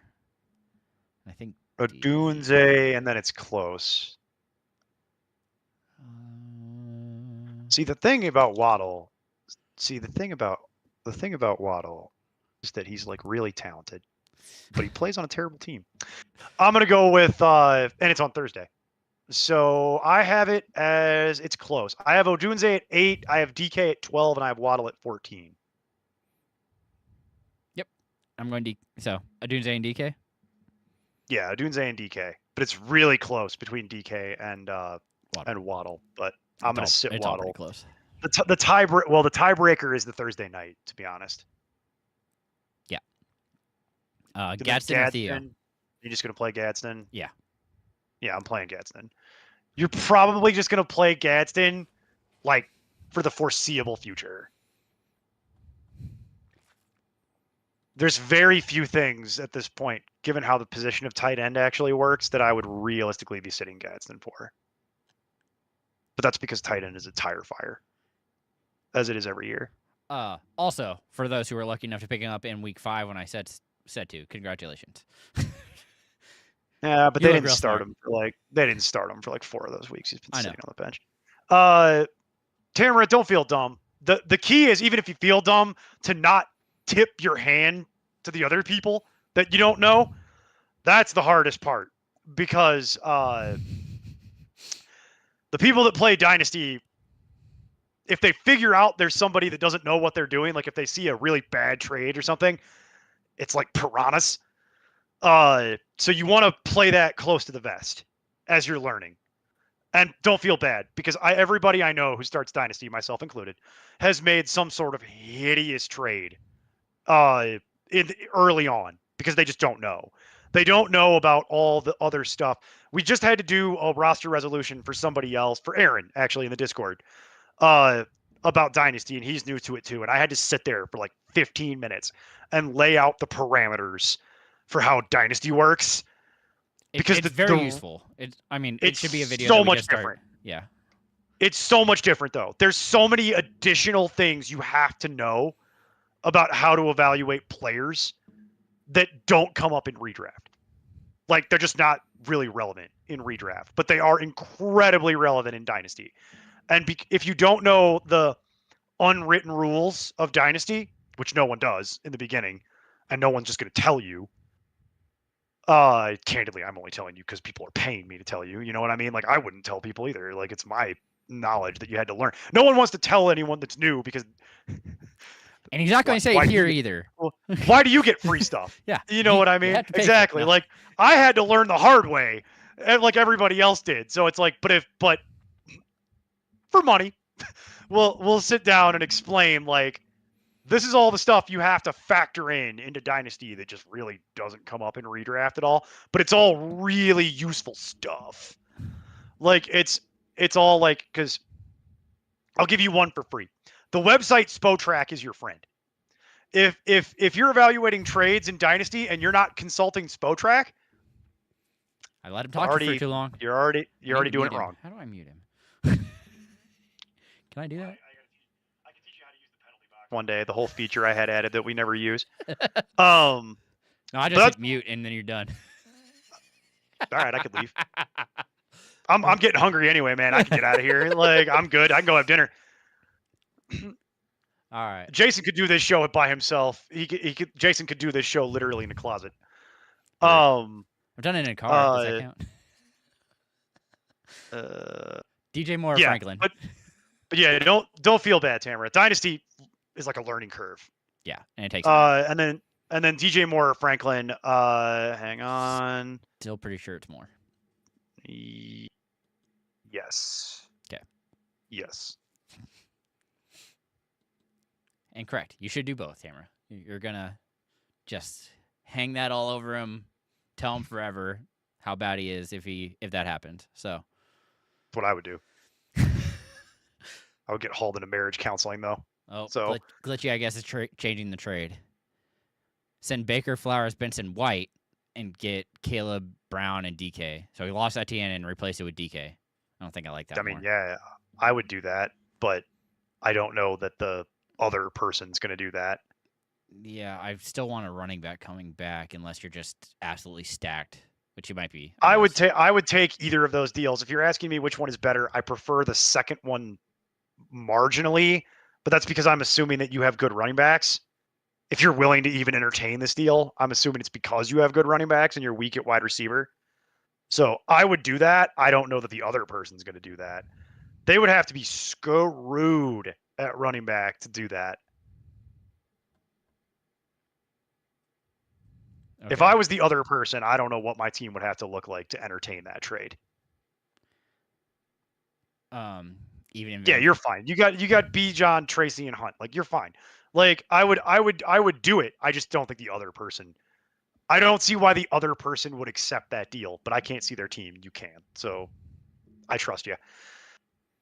And then Daniel's talking about the Ertz issue because I guess most people, it's a vampire league, and most people hold two tight ends, but you have Juwan Johnson out there, so I don't change my answer. Yeah, nothing changes for me. I understand. Oh, and then it's a wide receiver and a flex for where'd that question go? Oh, it's a wide receiver and a flex. Then it's Swift and Diggs. Okay, I was like, I have to go back to the question. So it's Swift and Diggs for that one. Top 3 PPR running backs and wide receivers you guys would trade for. I guess that's irrespective of cost. Is this buy low? No, it's irrespective of cost, I think, is what he's saying, just generally. Okay. So whatever you want. Gibbs. Gibbs is like my number one trade for running back. What? In what universe? You said whatever. It didn't matter. That's why I asked. If I'm trading for things, I want Gibbs. I want Henry. Daniel. I want Achane. I spend all day working with people that are like hyper literal that will literally just do whatever you tell them for good or for ill, and it's so tiring. And now I come here and deal with the exact same thing. Daniel, will you please clarify your question so that I don't have to murder my co-host because I'm gonna Sorry. would you like this sliced for you, Daniel? Do you want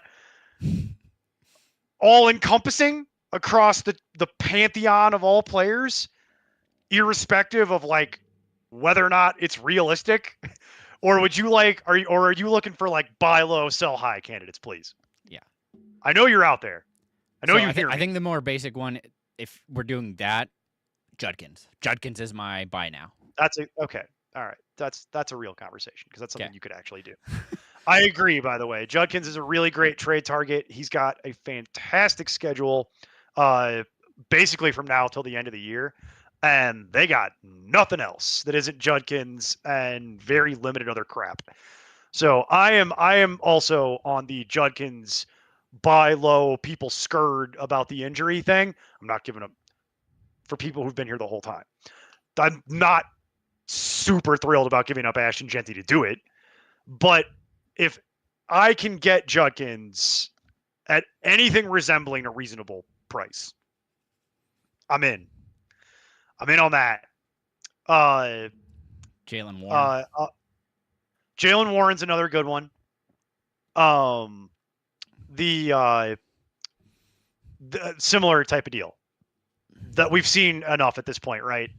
We agree. Like that's what this is. They're just gonna feed him the ball. Like it's they're just gonna feed him the ball, right? You're not worried about Gainwell? Nope. Yeah, but we knew that was going to happen. That's how they've done it. And so the second he was gone, granted, I hate to say this, but it would be nice if Gainwell had like a hamstring injury. But it's fine. Yeah. DeAndre Swift, not a good schedule for the playoffs, but everything running up to the playoffs is fantastic. If I was on a losing team and needed a shot in the arm to try and get somewhere, Swift is a great candidate for that a lot of people, frankly, just do not believe in. So it depresses his value. It's always been the case. So bad schedule aside, I'm good on that. Then are we moving to wide receivers? Or no, I have back? one. I have one more actually for running back, and I know it's a little. Go with me. Hampton? Tyrone Tracy. Oh, okay. Between now and the end of the week, That's because right now Tyrone Tracy's value is nothing. But at the end of this week, we're gonna learn what Tyrone Tracy's value actually is, and there's a range of outcomes that exists where with the loss of Scadaboo, they go back to what they were doing last year, where they just force feed him the ball. And if that's what they're going to do, and I suspect that might be what they do, I would love to be able to pick up Tyrone Tracy for nothing and then ride that until the wheels fall off. You know what I mean? Like, it's so cheap at this point that what's the downside? What do I realistically have to give up to get Tyrone Tracy? It's like a bag of sand. Like it's nothing, but that could be very attractive in the not too distant future. Did you have any other running backs that you wanted to go through? I mean, if you want to spend time talking about Gibbs, like, go nuts, dog. But I feel like that's not helpful. Yeah. So the other one would be Amari and Hampton, because I think about now good. Okay, good. You got there. All right, that's what I was hoping you would say. Go ahead, keep going. Well, because again, low point. These people have not had him for multiple weeks now. They're looking to. He's still probably 3 weeks, and that I think goes into their bye. So it does. So it's going to be rough. But if you're winning right now, great buy low candidate. 7-1 or whatever.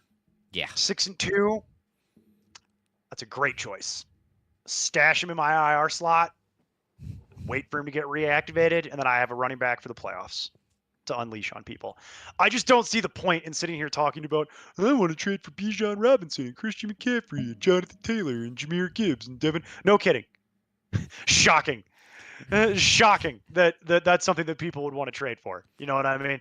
So the way I understand that question is, what are things that you would want to trade for that are like attainable? that could seriously help you out. And I would say we covered some good ones there. Judkins, Hall, Warren, Swift, Hampton, and Tracy, just to recap, the running backs are all really good buy low candidates at running back. What about wide receiver, Jason? It's going to be unpopular, but again, I'm going to say it because I like him. Robinson, real cheap, great playoff. I mean, potential now without Scattaboo, I'm very curious to see if they end up using him more. His schedule is better than the playoffs, if that makes sense. Like the end of the regular fantasy season schedule is better than the actual playoff schedule. But all of it, like the rest of the year, it's really good. It's all right. He's got some decent matchups, especially without Dartson playing. Like if this continues without Scattaboo, you're gonna be happy and really attainable because nobody I'll tell you that play Robinson. I'm really only interested in PPR. That's fair. In PPR, yes. In any other format, it's top 3 PPR. That's what the reason I brought him up. Yeah. But Daniel's not the only one listening. Yeah, that's fair. And so just to clarify that, like, sure, in PPR, yeah. For me, it's T. Higgins. Yep. Okay, good. That was the next T. one Higgins is for me. Super attractive buy low. With what we've seen out of Flacco, the only concern that I have at this point is Flacco not getting killed.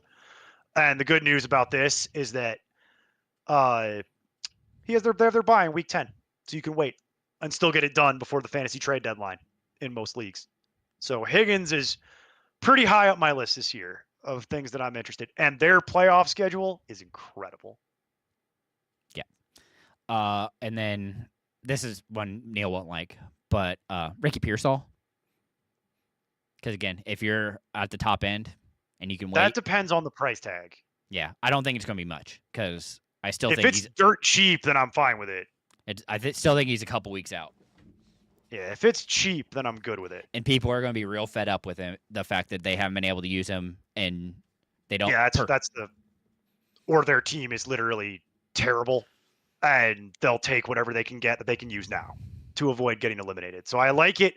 I like it if you're a team that is good and is already functionally like going to the playoffs and you've got the room for it to wait, you can wait, then I'm good with that idea. It's fine. But it has to be priced appropriately. I'm not paying what they paid in the draft. I'm not giving you anything equivalent to that. That's your fault. You overpaid, not mine.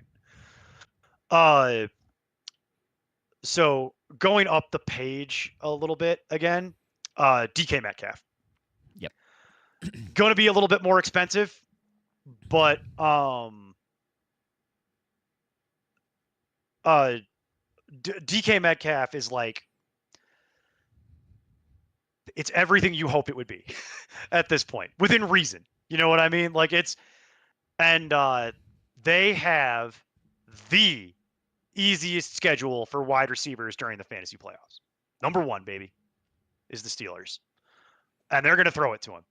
So I'm wheels up on DK. That's you'll notice a theme with some of my picks, and it's playoff schedules plays into this. Yeah, that's really what we're looking at, honestly. Yeah, I can rattle off a couple for you. I got more. Odunze. I don't know. Odunze, actually, it's funny. It's not even about the playoff schedule with Odunze. It's just about the volume. Yep. It's and just that's why. Pure volume. He's seen it. That's the one guy that Caleb Williams is constantly targeting. So, rolling him out. Trying to get it the best I can for... I mean, it's not going to be cheap, more likely. Because that's probably going to be somebody's wide receiver 1. Yeah, so like I'll just kind of rattle off some quick hitters for you that are like attainable, right? So one is Garrett Wilson. Really great playoff schedule. Warts aside, and that's going to be expensive. So it's like it's probably worth it because of the schedule, but like it depends. That one is not like I'm not pursuing that as actively, but it's worth noting. The other ones though are DK, which I already said. And then it goes like after DK, there's another teardrop, but other ones receiving votes that are worth it. Diggs, Higgins, Addison. Addison's going to be too expensive right now. You got to wait on Addison. What you're hoping for with Addison at this point, as the person not rostering Addison, is that JJ just tanks it. And then by that point we retarget. The reason they're all three of those guys though, they all have all of those guys. Metcalf, Diggs, Higgins, and Addison all have excellent playoff schedules for fantasy wide receivers. Amazing playoff schedules for those four. That's why they're all on the list. And they can all be had because Diggs hasn't done enough to really be expensive. But it's still worth it because you're getting points, but it's not to the point where it's like priced out. Higgins has been frustrating for the people that have been rostering him. Addison has the issue with the quarterback now, and DK is the prize for me. That's the one that I feel the best about. Yeah. Are there any other ones that you want to add to that list, Jason? Because that's a pretty decent list right now. I think they gave him plenty. So okay, I have one other one, and this is the deepest of the deep cuts. And this is we're gonna risk it for some biscuits here. The good news is it'll be cheap, or it should be. And that's Travis Hunter. Oh. If I could get it now. For what it should be priced at. Now. Like this week. Yeah. Like between now and Sunday. Well, it's still cheap.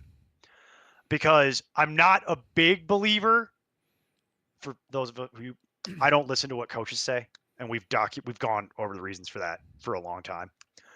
However, we're halfway through the season, and they can't. The drop problem has to stop. It has to stop. Like it must end, because otherwise, what is going to happen? And this is a critical week for it because they're coming out of the bye. So if BTJ goes out there and drops a couple more passes, I'm going to tell you right now, they're going to do something different. Because at this point, people's jobs are on the line. Because coaching jobs, I mean. Because you can't justify to leadership why we keep going back to this guy, as much as we love him, when you just got me a new wide receiver to fiddle around with. Like, defensive prowess or no, at a certain point, there is going to be that question that gets brought up by leadership. I'm going to tell you right now, it's a high risk, high reward play. That's why I want it if it's really cheap, because it's similar to the Tyrone Tracy thing. I want to be the one holding that chip this week to see what it is. Because either I've given up something that probably wasn't that valuable to begin with to have my opportunity at my little scratch off ticket here. But it's literally like a scratch off ticket. It's like, we might win $1 million, or we might throw it in the trash. Hard to say. So I don't want to get too invested in it, but that's the kind of thing that could pay off big time. Huge amounts of upside. All right, that was more than enough. Let's keep going. Okay. Here you go. Daniel Eberhardt. Thoughts on Etienne after 3 duds? Could play Tracy. The 3 duds were actually against. Would play Tracy. I'm playing Etienne. It's the Raiders. Don't care. All right. I'm going to write that down. Talk about that next week. See how that goes. That's fine. But yeah, the reason I'm going with it, the 3 duds were against teams that were good against the run. So he played the. Ouch. Every time. Why do I keep biting my tongue? Played the Chiefs, Seahawks, and then somebody else where they got blown out. So this isn't a rest of season. This isn't like a rest of season question, is it? No, it's just this week. But Etienne had 3 duds. Then they went on bye. They're going to come back out, and they're playing the Raiders. So yeah, I'm going to roll out Etienne over to Tracy. All right. I wish you luck. I'm banking on the Tyrone Tracy catches a ton of dump offs. Yeah, that could happen, but when it comes to actual running, Etienne talent over Tracy. Oh, that's not debatable. Okay. Like, if we're talking about who's the better football player, that's not a conversation that's not even close. But we're talking about what do I think is going to happen this week. And what I think is going to happen this week is the Giants are going to throw 1 million dump offs to Tyrone Tracy against the 49ers because they don't have many other options. Okay. And then thoughts on Flacco this week after 3 good games. The issue for Flacco is now he's hurt.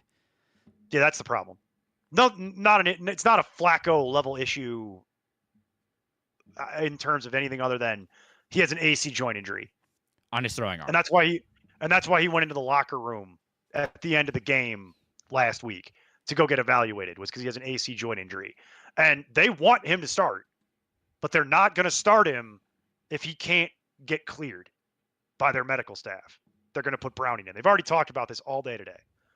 So I will tell you this: if the Bengals are going to start Flacco, then I'm fine with it. But I feel like, Daniel, this decision is going to get made for you. And if Flacco was to play, would you play him over Knicks? Is the question. Who do they play this week? Denver plays Houston this week, and the Bengals play the Bears. Yeah. I just don't think I could sit Flacco. I'm not going to sit Flacco either if he's playing, but I'm going Yeah. to tell you right now, Daniel, I would prepare myself for the idea that you're probably playing Bo Nix mentally. I would just start preparing for that. I did not get the warm and fuzzies from what their front office was saying about where Flacco's injury is at. He's going to have to rub some Bengay on it for a while, for a minute. Now, he's 40. They don't heal like they used to. You know what I'm talking about, Daniel. We're the same age, more or less. If I had an AC joint injury, Daniel, I'll tell you what I'd be doing right now. I'd be icing it and watching Futurama reruns. So he's in better shape than me.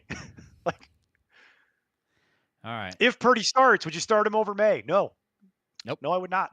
May's too hot right now. And there's very few people I would start over May at this point. It's a very, very short list.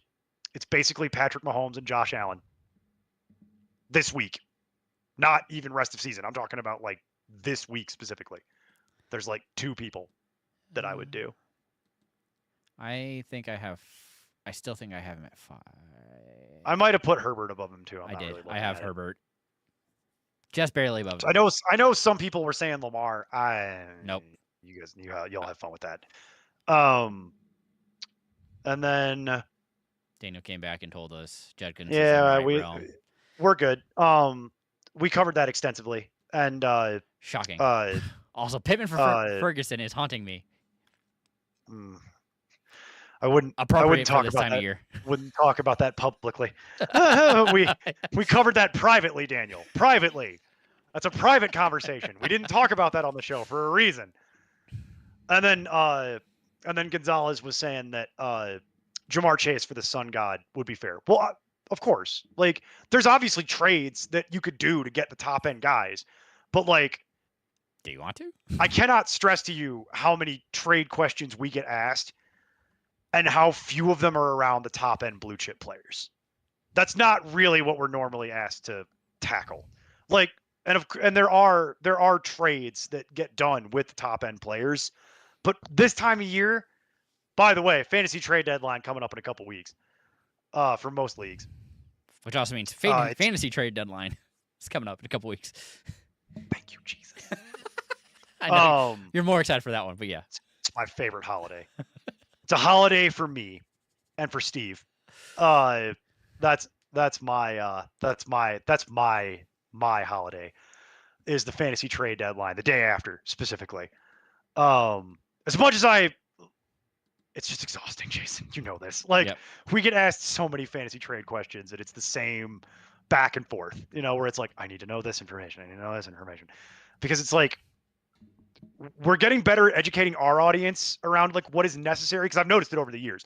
Our audience is learning like what it takes to actually answer that question.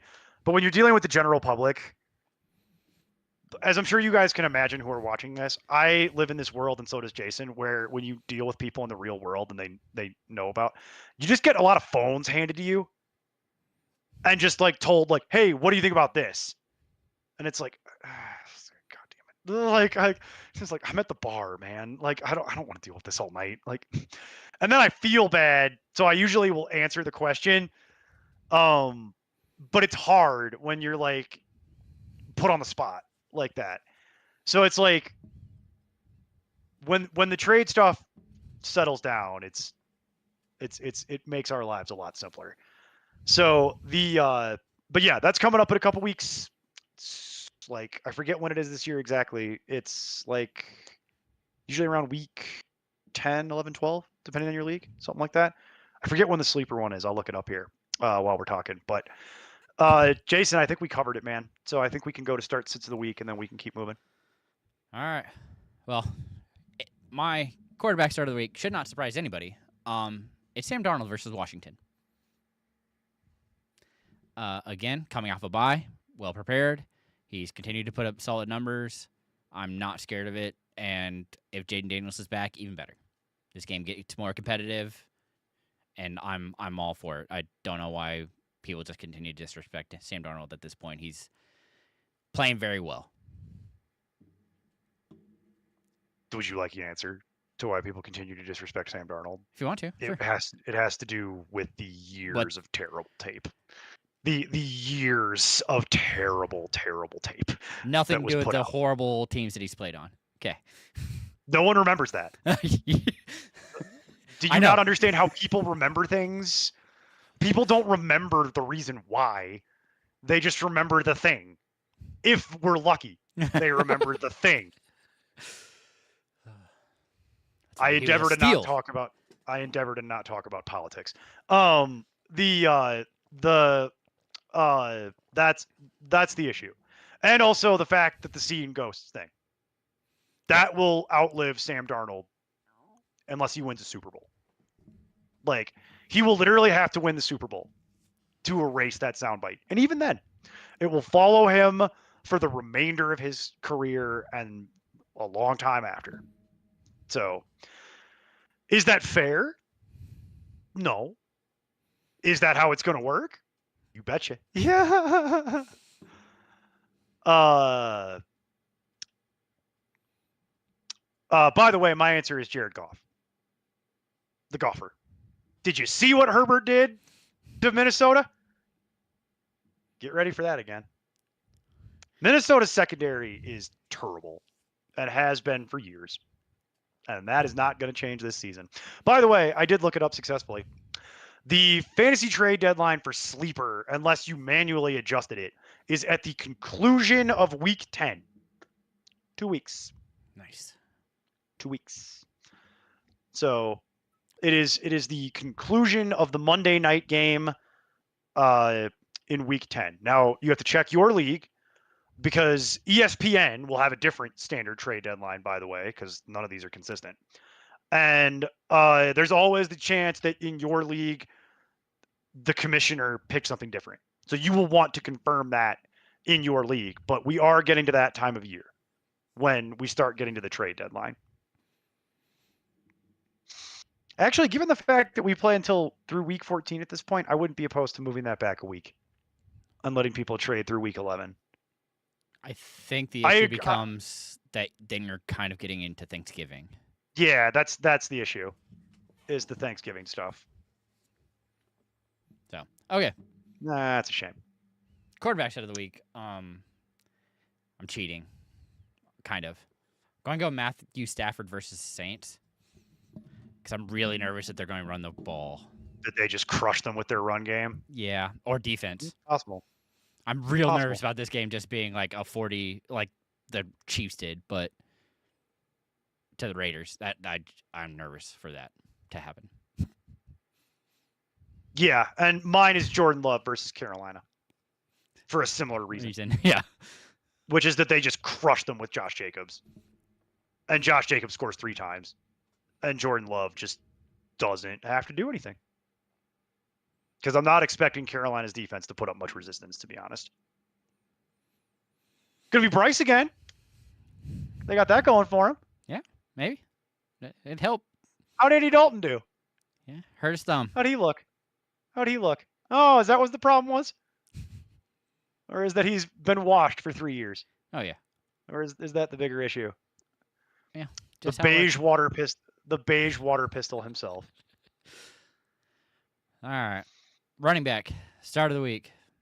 I'm cheating again. RJ Harvey. Talked about it earlier. I really like the opportunities for him. Houston has a tough matchup for traditional running backs between the tackles. Harvey is kind of able to catch those passes and be explosive with them, and has shown real explosivity, especially the past couple weeks. I mean, anytime he's touched the ball, his yards per carry have been pretty solid. So, in this matchup, I could see them leaning on him a little more. So, I'll show you cheating. It's Travion Henderson. That's right. I'm kidding. But seriously, it's Travion Henderson. if Stevenson is out, it is Travion Henderson, but only if Ramondre Stevenson is out. If Ramondre Stevenson is ruled out of that game, this becomes moot because I'll move Henderson up 15 spots. You know what I mean? Like, so that's you. Like I said, I'll show you cheating. That's cheating.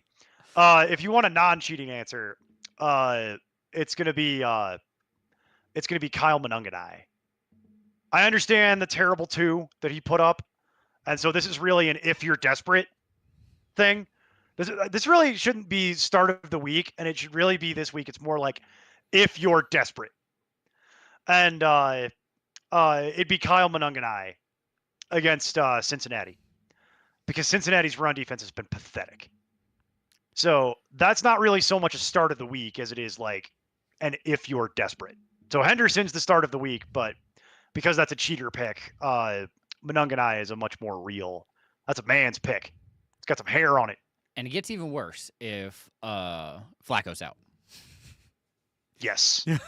Yes. Oh, yes. Yeah, that game will be over in the third quarter. And Monunganai will have a whole quarter and a half to just run the ball. So that's why I'm looking at him, especially after the 2, because I understand that a lot of people might be gun shy after that. Also why we told people to not overpay on the waiver wire, and no one listened. And I saw people roasting through Fab budget to claim him after one good game, and I'm like, y'all aren't paying attention. Yeah. I love that discourse, by the way, Jason, that we get so much of, where it's like, oh, Swift's dead, it's Monunganai now. It's like, okay, that was one game, Chief. Like, it was one game. You're really overreacting to one game. Like you got to chill on that. He did see an increase in snaps after the bye. It's continued. He did. Two consecutive weeks. But it wasn't worth it's starting to become a trend.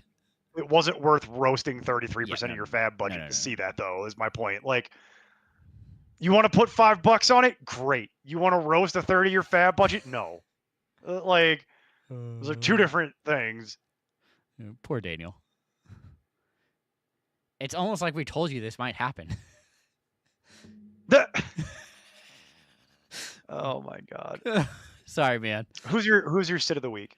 Rico Dowdle versus the Packers. Mostly because it's an interesting one. Why? The fact that they have said that they're going to believe in him makes me nervous. Oh God, we're going there. Yep. And we're going into the most narrative of narrative-y things possible. That's what the coaches say. They believe in him, and I'm like, great. I want to see that. Stop listening to the coach. Yeah. So I want to see him actually have all the work, and I don't think it's going to happen. I still think it's going to be that stupid split, and I know. While he has been so effective with his carries, they have paid too much for Hubbard. It makes me nervous to try and start him. They have paid a lot for Hubbard. They're very invested. That is fair. All right. It's just so ugly. I know. That's why I don't know, like, it's tough. That's why I was like, I didn't want to cheat and go straight to the end because there's good ones there, but I was like, I'm going to be somewhat realistic and do a hard one. Yeah, like an actual. For me, it'll be J.K. Dobbins. Fair. Because Houston is a better run defense than they get credit for. 1, 2, he had to put up 100 yards to matter. Really, J.K. Dobbins is trending the wrong direction. His snap count is remaining consistent. He's seeing half the work, but the problem is that he's wearing down, as many predicted he would, because that's kind of the arc that we've seen from Dobbins in the past. He comes out really, really hot to start the beginning of the year, but then if he doesn't get hurt as the season wears on, and I shouldn't say hurt, injured. If he doesn't get injured and IR'd, what tends to happen is you see his effectiveness start to drag throughout the season. And we're getting to that point now. We're getting to the halfway point on the season. Dobbins really needs a bye, but he's got 3 more games before he gets there. And he had a season high last week. It was 111 yards. It's not good. He's also not seen any passing down work. None. He's lucky if he gets 2 targets a game. That's like the ceiling. So in order for him to matter, he has to either score or put up 100 yards, which he's only done once this season. I'm not super excited about that this week. Dobbins, Also, why I'm cheating with Harvey. Well, right. It's not a bad. That's why I didn't question you on that. You know what I mean? That's why I didn't say nothing. When you said Harvey, I'm like, yeah, it's okay. Like, we're good. I got nothing. Like, I have no criticism. I have no eye roll. Like, I understand. Because what we could play Daniel's game in reverse. Who do I want to sell? Bill, for me. Bill, I'll take what I can get.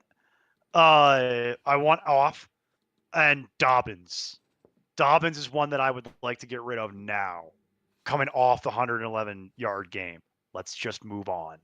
Let's take Dobbins and let's see what we can get. Whether it's just for Dobbins, probably not going to get a whole lot for just Dobbins. But that being said, there's really running back needy teams in most leagues.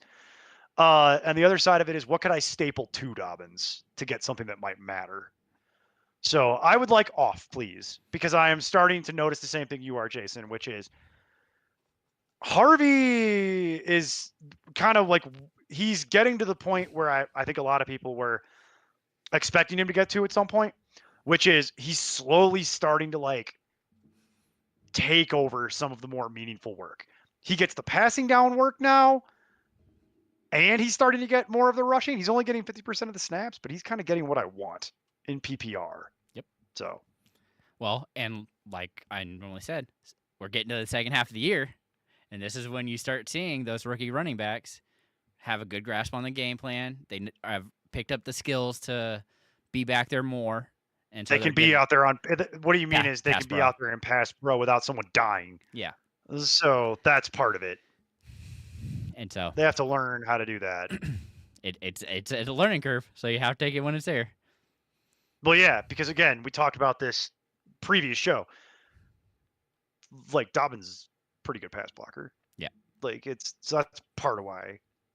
It's also why he doesn't usually stay around for long. Yeah, that too. There is that. He sacrifices his body very hard every time he's out there. Yeah, he'll throw himself into a linebacker to save his quarterback, which is admirable, but does hurt his fantasy prospects. Yep. All right. You're not going to like my start of the week. For wide receiver? Yeah. It's Chimera DK versus the Chargers.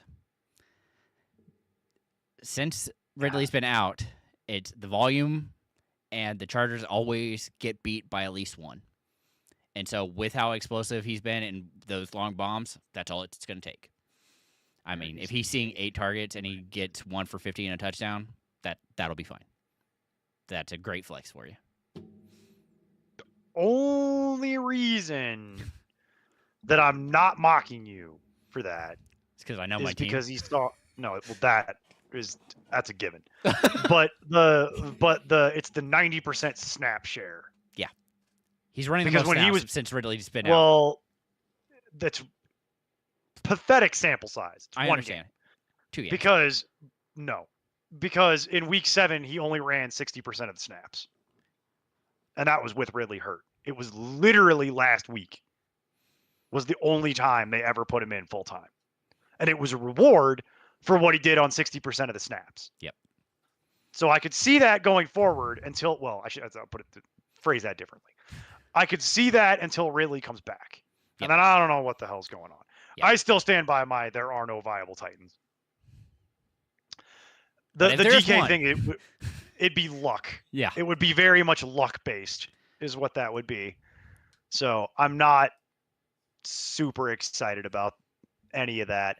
What I am much more excited about is Keyshawn Boutte. Yep. Who has turned into a reliable deep threat for Drake May. Yep. Against all odds.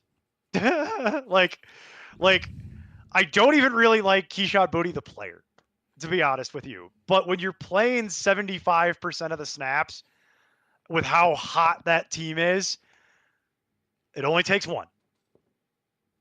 And it's maddening. But he's my start of the week because they're playing Atlanta. And Atlanta's secondary is better this year, but not that much better. All right. Then we move into sit of the week. And here I'm definitely cheating. It's T. Higgins. Because I really don't That's think... just because you don't know. That's just because you don't know who the quarterback is. Yes. I am terrified of T. Higgins without Boo. without Flacco. Boo. It has me... Who hedges? It has me absolutely terrified. I say boo. But you have to see where he's at in ECR. It's insane. For the uncertainty. Yeah, the uncertainty if Flacco's out, that's stupid. Not anything against other people who do the rankings, but tell me how you really feel. How do you feel about our competitors, Jason? How do you feel about them? Makes me nervous. That's all I'm going to say. Is that makes me real Well, you already nervous. said what you wanted. You already said what you wanted to say. You already betrayed yourself. So I was hoping to get you to double down on it. Yeah. Steve, clip that. Oh. Clip all that. I need all that. I need all that for the evidence for later, for my termination of Jason. For me, it's Nico Collins. I know Surtain is hurt. I don't care.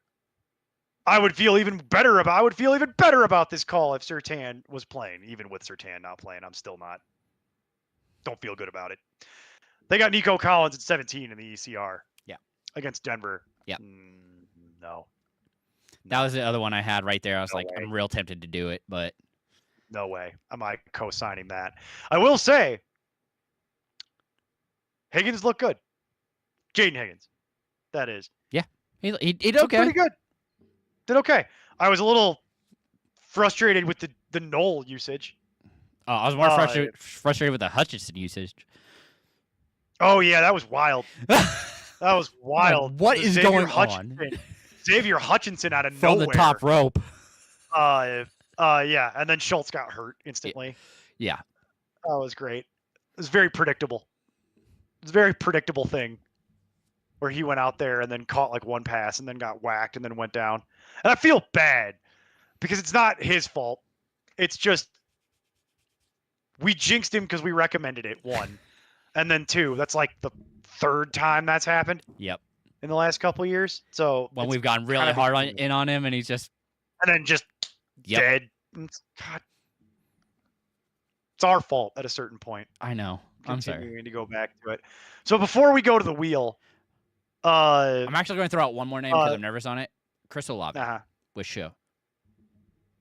Sure. You got to just put all Saints. Yeah. Saints. It's all Saints can just go in that category for me. All Saints. Don't care what position they play. All Saints are risky this week and kind of moving forward, honestly. Gonzalez, can you trade a ham sandwich for Geno Smith? What kind of ham sandwich? Yeah, it better be on expensive bread and like a gas station ham sandwich, or am I getting like boar's head at a minimum? Melted cheese, mayo. Yeah. Ew, gross mayo. Who eats mayo? It's disgusting. People from Kansas. It's ridiculous. And then Gonzalez is also, as a reminder, Jason, some people had Darnold when he played for the Jets. Yeah, but that was a long time ago. You have to throw that away. Gotta just move on. No, you got to hold that grudge till at least 5 years after he retires. And then Daniel wants to know, we already answered this question, actually, Daniel, so I'll just answer it again. It's Darnold. We decided on Darnold. That was not related to you. That was a different person that asked it. Jason, give the people what they want. Put the wheel on. And we're going to get out of here. Fine. Here you go. Spin the wheel. Place your bet. It's time again for Tight End Roulette. Presented by Ballpark Franks. They plump when you cook them. Important content is in no way affiliated with Mark Sanchez or Ballpark Franks. They do indeed plump when you cook them. I can't help myself, dude. It makes me giggle every time. Ballpark Prison Franks. Up in the shower. All What? right. I mean, what? Let's spin a wheel. Tight end roulette is up, and the first one on the list is TJ Hawkinson. Pass. Hard pass. Especially with JJ, we don't know what that team's going to do. Terrified. Super hard pass. I'm willing to let him have a 40 on my bench. I'll live with it. Next man up. Anybody? Thank you better? for proving my point, Daniel, about Mayo being nasty and being eaten by the state of Wisconsin. That's not helping your case. Not helping your case as it relates to me. Zach Ertz. I have Zach Ertz actually as a really high. I have him as my tight end 13 this week. So he would be my number 1 streaming option against Seattle. Yeah. I also like him, but that's due to the lack of McLaurin and potentially Daniels being back. Yep. And also, it's not a bad matchup. Yeah. Seattle is not great against opposing tight ends, for what it's worth. Next man up is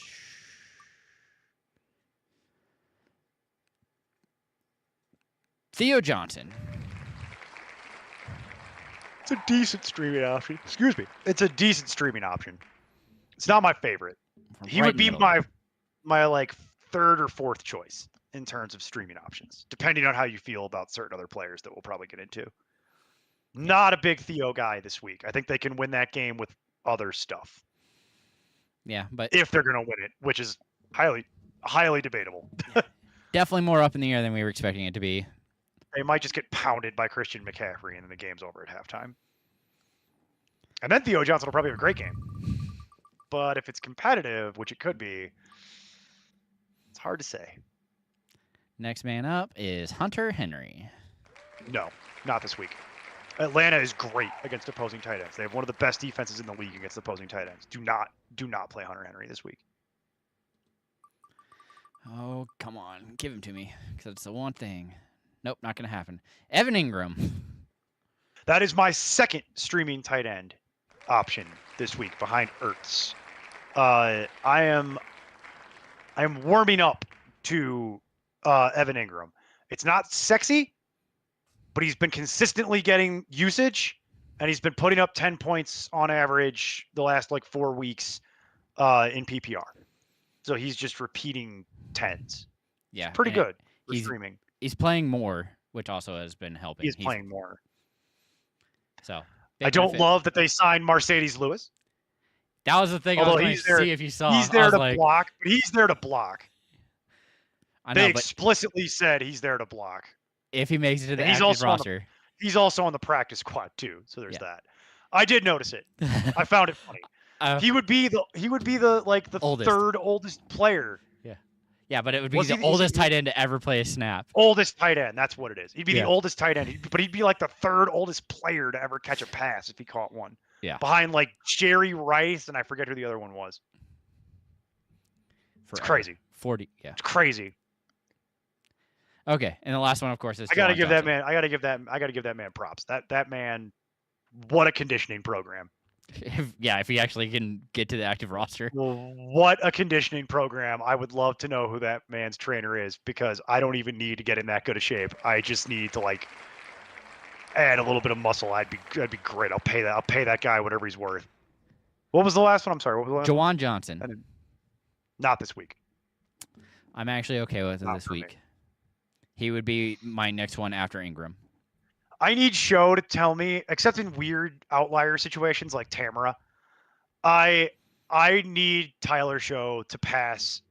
Did I get his name right? Is it Tyler? Is it literally Tyler? I'm pretty sure it's because of what Tyler. I thought it but I'm not was, sure on okay. the last name. That's where we differ, because I think it's Shut. Well, we're gonna find out on Sunday, because the broadcast is gonna explain it to me. And Say it over and over again. yep. It is Tyler. Sorry, that just took me out for a second there, because I need him to pass the Tyler Palco competency test. He has not passed that yet. So for those of you who don't know who Tyler Palco is, He played Mike Manning. I hope Mike Manning hears this because every time I bring this up, Mike Manning gets like upset because I'm like the only person that remembers Tyler Palko. Tyler Palko played for Pitt, and he played for the Steelers briefly. And he was so bad that like he couldn't snap the ball. I'm not kidding. This can be looked up. Like he couldn't run the offense. He couldn't call a play. He couldn't literally do basic things. And so from that was born the Tyler Palko competency test, which is, can you snap the ball? Can you run a play? Can you get everyone lined up? Can you do the literal bare minimum? Which Tyler Palko could not do and was then cut like not long after.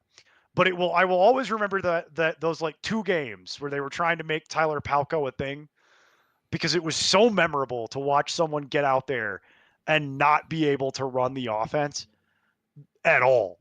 Like couldn't get people lined up. That it's like you don't see that at pro football. All those kinks are supposed to be worked out long before we ever get to there. I need him to pass the Tyler Palko competency test, which is why I'm saying all Saints are risky.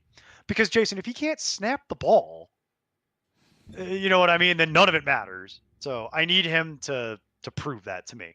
I will say he did take some snaps last year, and he threw a couple really nice looking passes.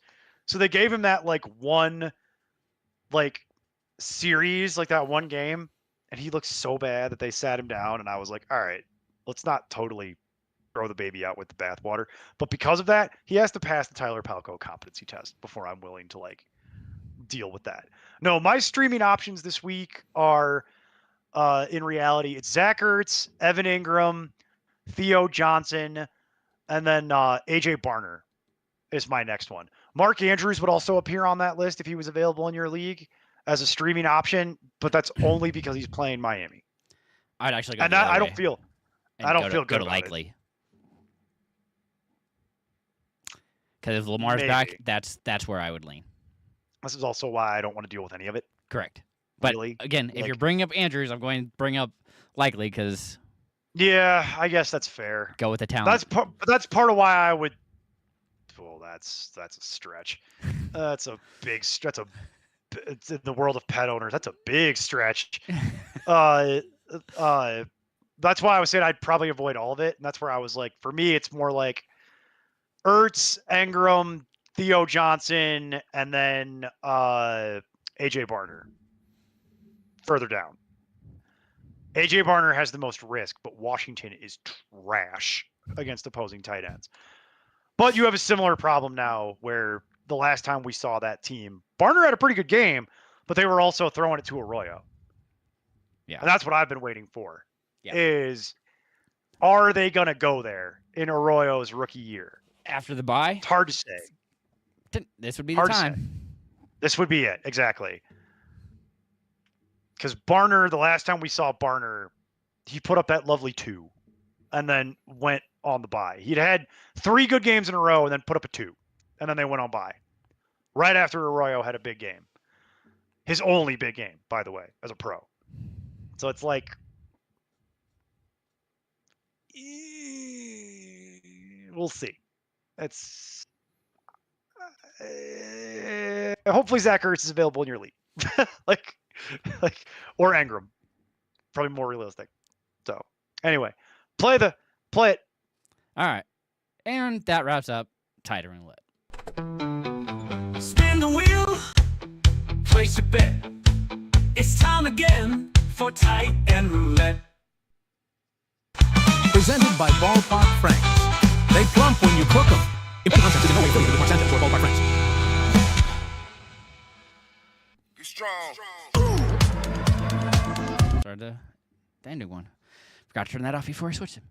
All right, well, just how it works out sometimes. Got everybody's questions answered. I'll be back again tomorrow. Do you want to talk about anything else? I have a bunch of things I could have talked about, but I was like, well, I'm done. Okay. Keep going if you want to talk about other stuff, but I got all my stuff covered.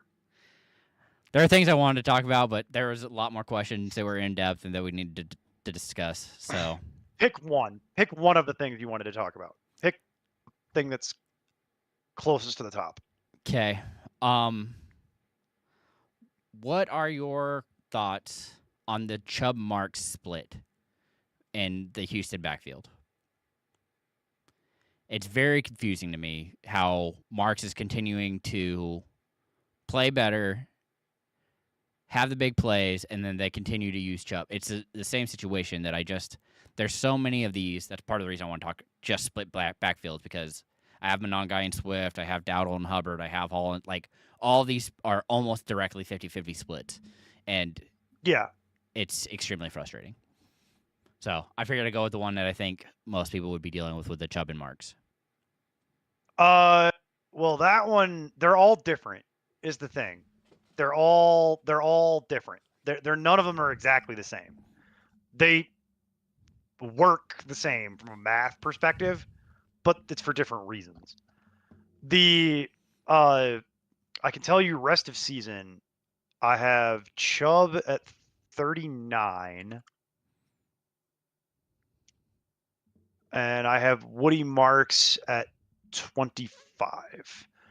So what I can tell you is, nope, hang on, back up, play the backup music. Play the truck, Beep, get the truck beep, sound effect. Beep, beep. I gotta walk that back real quick because I just realized I was doing Looking that on at the it. wrong screen. I was looking at week 9. Okay. We were just looking at week 9. So hang on. Okay, yeah, I got Marks at 33 and I got Chubbs at 44. So that's the way that it is. The problem, Jason, is that I think this is how they want it. That's kind of the vibe I get with them, because I don't think they ever want it to be more than a 60-40 split one way or the other, because that's been pretty consistent all year from the Texans, where one week one of them gets 60%, and then the other week the other one gets 60%. And I honest to God believe that they're doing that thing that I hate, which is they're going with the hot hand. And so what that means is, who looked better at practice that week? Did one of them go in the game in the first quarter and snap off an 8-yard run? Like, which one is more hurt? Because they all know. Like, they might not be on the injury report, you know what I mean? But they know, like, internally which one is more beat up than the other. I think as the season goes on, though, I favor the fresh legs of Marks, a guy who hasn't had 3 knee surgeries and hasn't taken 10 years of car crashes on his body. Does that make sense? Yeah. Well, So, and I was I leaning think- that way too, but it's just one of those things that's like, well, it's frustrating. I think to keep the ultimately where roster we in. wind up, I think ultimately where we're going to wind up is that more often than not, Woody Marks is going to get 60% of it and Chubb's going to get 40. And maybe by the end of the year, we get to 66 and 33. Candidly, what you're hoping for is that Nick Chubb gets hurt. I feel bad saying that because of the history, and I don't want anyone to get hurt. But to answer your question directly, like, for fantasy purposes, you're kind of hoping that one of them is not in the picture anymore. Because for as long as they're both healthy, that's what life's going to be. Can you imagine what a pain this is going to be next year if they retain Chubb Now with Joe with Mixon coming back? Yeah. Yeah, but you see what I mean? Like, if it was all 3, that's not great. I'm hoping that's not a reality that we are forced to endure. Yeah, you think at that point And they'd that- have to cut Chubb. You would think, but if Chubb is willing to work for nothing, you know, like, what are they paying him now? Not much. Yeah. So it's like, if that's the going rate for Nick Chubb and he wants to be on the Texans, if I'm the Texans, I'll pay him, because they ain't paying him nothing at this point. Now, if he wants real money, then we move on. But if he wants to come back on what is effectively the NFL equivalent of a veteran minimum deal, hell yeah, I'll keep him. Why wouldn't I? What's the downside for me as the Texans? Now I got 3 running backs that I trust. Great. Love it. Super. Like, no notes if I'm the Texans. Some of the other ones are a little bit different, though. The Panthers one, I think, is the most frustrating. And I think you've got the right idea, which is they paid Chubb. They clearly like Chubb. They Chuba. want him Oh, sorry. Yeah, I know your mind was still Add there. an A. I was Sorry. Add an giving you A. a My shift. bad. They paid Chuba. They like Chuba. They know what he can do. He's been good for them for years, which is why they paid him. I think they were genuinely surprised by how good Rico Dowdle's been. Like a lot of people are. I wouldn't say me. a lot of people. I was like, last year he looked really good for Dallas. It just he had a 1,000-yard season last year. That Philip Lindsay had multiple 1,000-yard seasons. How'd that work out long term? Like that's and I like Philip Lindsay too, but like that isn't always the. You can get to 1,000 yards just by virtue of being the only one there. But then again, we've also seen how, let's just say, the unique way that Dallas evaluates personnel, aka badly. So I guess maybe it shouldn't have been the most surprising thing in the world. I'm actually just more surprised that Carolina actually can like set the edge, right? Like, since when were they able to do that? Their big thing is that they focused on their own line this year. That was what they were focusing on, getting those pieces, and they made them big. It's helping. Yeah. It's definitely helping. It's not perfect. Excuse me. It's not perfect, but compared to what it was last year, it's night and day. Because last year they were getting people killed everywhere, like at every level they were getting people killed. Well, and I think that's also why Chuba had so much success, is that the second it crashed on Young, it was a dump off to him. That was his only option. Right. And so, but it's also, I just think they weren't expecting this, and so now we find with Dowdle, and I think now we've found ourselves in an unexpected timeshare. That's the one that's the most surprising. I'm not surprised that the Texans is a timeshare. There was no way Nick Chubb was going to ever be able to carry that load all year and not end up on IR. We agree on that, right? Like, not at this stage in his career. No. Like, so that one's not surprising. In fact, I don't think most of them are surprising. The Panthers one is surprising a little bit, but that's just because that's on Dowdle. I mean, he's playing better than he's punching above his weight class. I think that one's going to be real frustrating for the rest of the year. I think because Jason, to be clear with you, I don't think they know what they're doing. Oh no way. Like, they're just riffing on the usage on that. They're just making that crap up as they go along. It seems pretty obvious that's what they're doing. So that's why I laugh, because people are like, "Hey, could you predict the?" I had this conversation with someone I work with, who was like, who knows nothing about football, by the way, and he's playing fantasy in the background, and he's like, he like doesn't know people's names, and he's like, "Oh, I got that guy from Carolina," and I'm like, "Which one?" And he goes, "Rico something," and I'm like, "Oh yeah, you're gonna have to figure something out, because the other guy is coming back." And that was a couple weeks ago, and he's like, "You were right, he's been terrible," and I'm like, and he hasn't been. It's not that black and white, but you see how this works for the casual fan, right? Yeah. They just his points haven't been great. Yeah, they just look at the number, and there's no further thought that goes into it. So that's all. But I don't know. Like, now they're saying he's earned more playing time, and I agree with them. But what does that translate to in reality? You want to know what it makes me do? I fade them both. Yeah, like, I don't want either of them. Yeah, I just fade them both, because that's literally how I've been dealing with it. Is I'm lowering both of them in my rankings because I don't know. With Dowdle usually being higher. Yeah, slightly, but that's not saying much. Because all it takes is Hubbard scoring.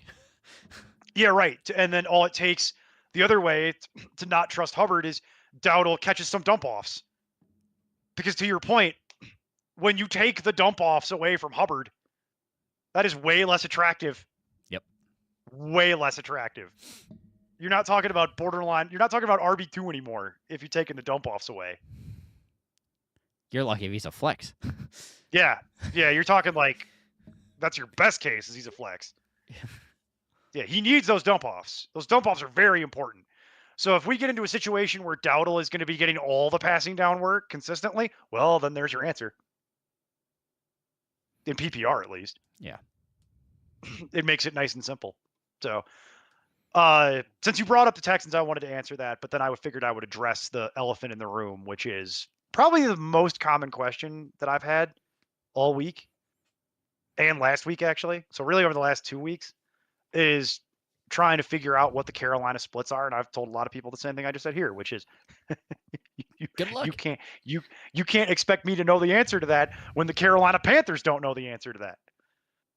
They're just making that crap up as they go along. It's pretty obvious, like when you watch it. They're going with the hot hand approach. My favorite coach speak thing. AKA, I don't know, man.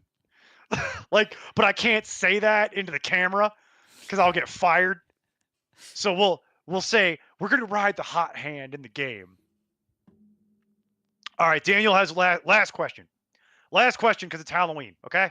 And then we're going. We're getting out of here, folks. So last question from Daniel Everhart, because he did this last year, actually. I'm remembering it as soon as I saw it. We're gonna pick 2 candy bars. You ready? Yep. Snickers, Twix, Kit Kat, Milky Way. I'll allow Reese's because they make the fast break. Butterfinger, Three Musketeers. It's probably gonna be Milky Way and Kit Kat for me. Snickers is the GOAT. That's the best candy bar ever. Okay? Like, of all time. It's in the Hall of Fame of candies. Snickers is number 1. Snickers is the Bijan Robinson of candy. We don't even need to list it. It's so good at candy that it's almost a power bar. If you look at the ingredients, Jason, in like one of those chocolate and peanut butter power bars, and then put a Snickers next to it, it's almost the same thing. The difference is that there's just a little more sugar in the Snickers. And it's like, well, depending on what I'm going to go do, that's probably fine. If I'm going to go run around, I'll burn that off. Like, so it's Snickers and then it's Reese's, which is the vice president of candies. It is nearly the GOAT. It is almost the GOAT of candies. It's incredible. It's the Peyton Manning. If Tom Brady's the GOAT, then Reese's is the Peyton Manning of candies. It's those two. It's Snickers and it's Reese's. Not to say that there aren't other good candies. And you really like Milky Way? I feel like you and I have had this conversation before. I love Milky Ways. Specifically dark chocolate. I like the midnight Milky Way. That's okay. That's a little different. All right. I actually like the dark chocolate one better. Yeah. I've had that before. I love dark chocolate. So when it comes to I do too. The second I saw that, I'm like, we're gonna get a lot of hate for that, by the way. I anticipate most people don't like dark chocolate. I like those two though. Snickers and Reese's are the best. Oh, that's a very specific candy, Jason. The dark chocolate Milky Way. That is like. I'm very weird. You should know this by now. Come on. I already know that. I know who I work with. Like that's.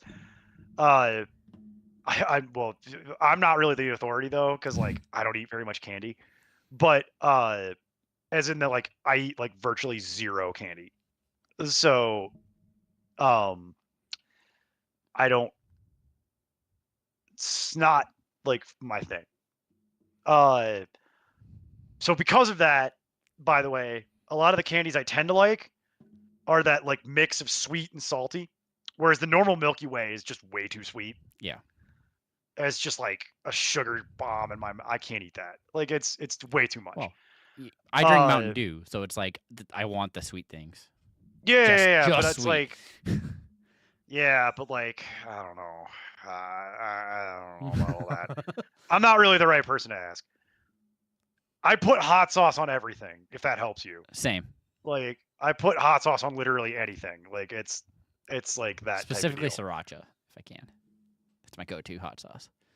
It's all right. It depends on how I'm feeling. I have multiple options. And then I'm curious about the flex. Which one of these do you like as your flex option? So that when I was a kid, the answer was Nerds. But I can't eat that crap anymore as an adult. Straight it's sugar. Literally rock. It's literally straight sugar. It's rock candy. I can't eat that. Candy corn is an abomination. Fun fact, all the candy corn that was ever made was made in 1938, And at the end of every Halloween, they just take all the unsold candy corn and put it back in the box. And then next Halloween, they put it back on the shelf. It's the same candy corn. Because that is gross. It is a I gross figured they thing. melted it and then just reformed it again. Yeah, they probably do. Kind of like how Tootsie Rolls is like perpetual stew. I don't know if people know this, Oh, but God. Tootsie Rolls specifically have been being made continuously since they started making them. I don't ask me how I know this, but I do. It's one of the Neil's useless fun facts. Tootsie Rolls have been being made continuously, and so it's like perpetual stew. There's some of the original Tootsie Roll that's been being made continuously. Does that you follow me? Yeah. Like it's weird, but that's how they do it. That they've just been it's unchanged, and they literally can't change it because they just keep using what they had to keep making more. Amaze your friends with that information. But for me, it's Starburst off that list. I'm a Skittles person. Mostly because Skittles are all right. they have sour now, and that's my jam. I've had those. Those are all right too. Those aren't bad. I like Starburst because what I like to do is I like to take two of them, like a pink one or like a red one, really, and like a yellow one, and mash them together into like a ball, and then eat that. You get both. You get the sweet and the tart. It's way better that way. Ridiculous. Daniel Ward. Yeah, I'm a weird. Coming in Yeah, clutch I'm a here. weirdo. 100 grand snubbed from the list. Yeah, 100 grand's one of my favorite. Dog, what are you, 80? Yes. What are you and Daniel both 80 years old? Are you gonna hand out Werther's Originals on Friday? Like, what are you doing? 100 grand bar? Oh, it's so good. What year is it? What year am I in? Good news is though, Angela loves dark chocolate. What has happened in this list? Like, Oh, it's so good. God, 100 grand. You people are insane. If the yeah, Tamara, that's right. You take those Starburst and you smash them together and you eat that. That's the right way to eat those. I'm telling you. If you've never done it, I'm telling you. That's the right way. They should just sell them pre-smashed. I'm not saying they have to actually smash them. I'm just saying take the flavors and merge them. Like, and save people like me and Tamara a lot of time. Like, but yeah, you take all of them out and you match the flavors up and you mash them together. It's great. That's the right way.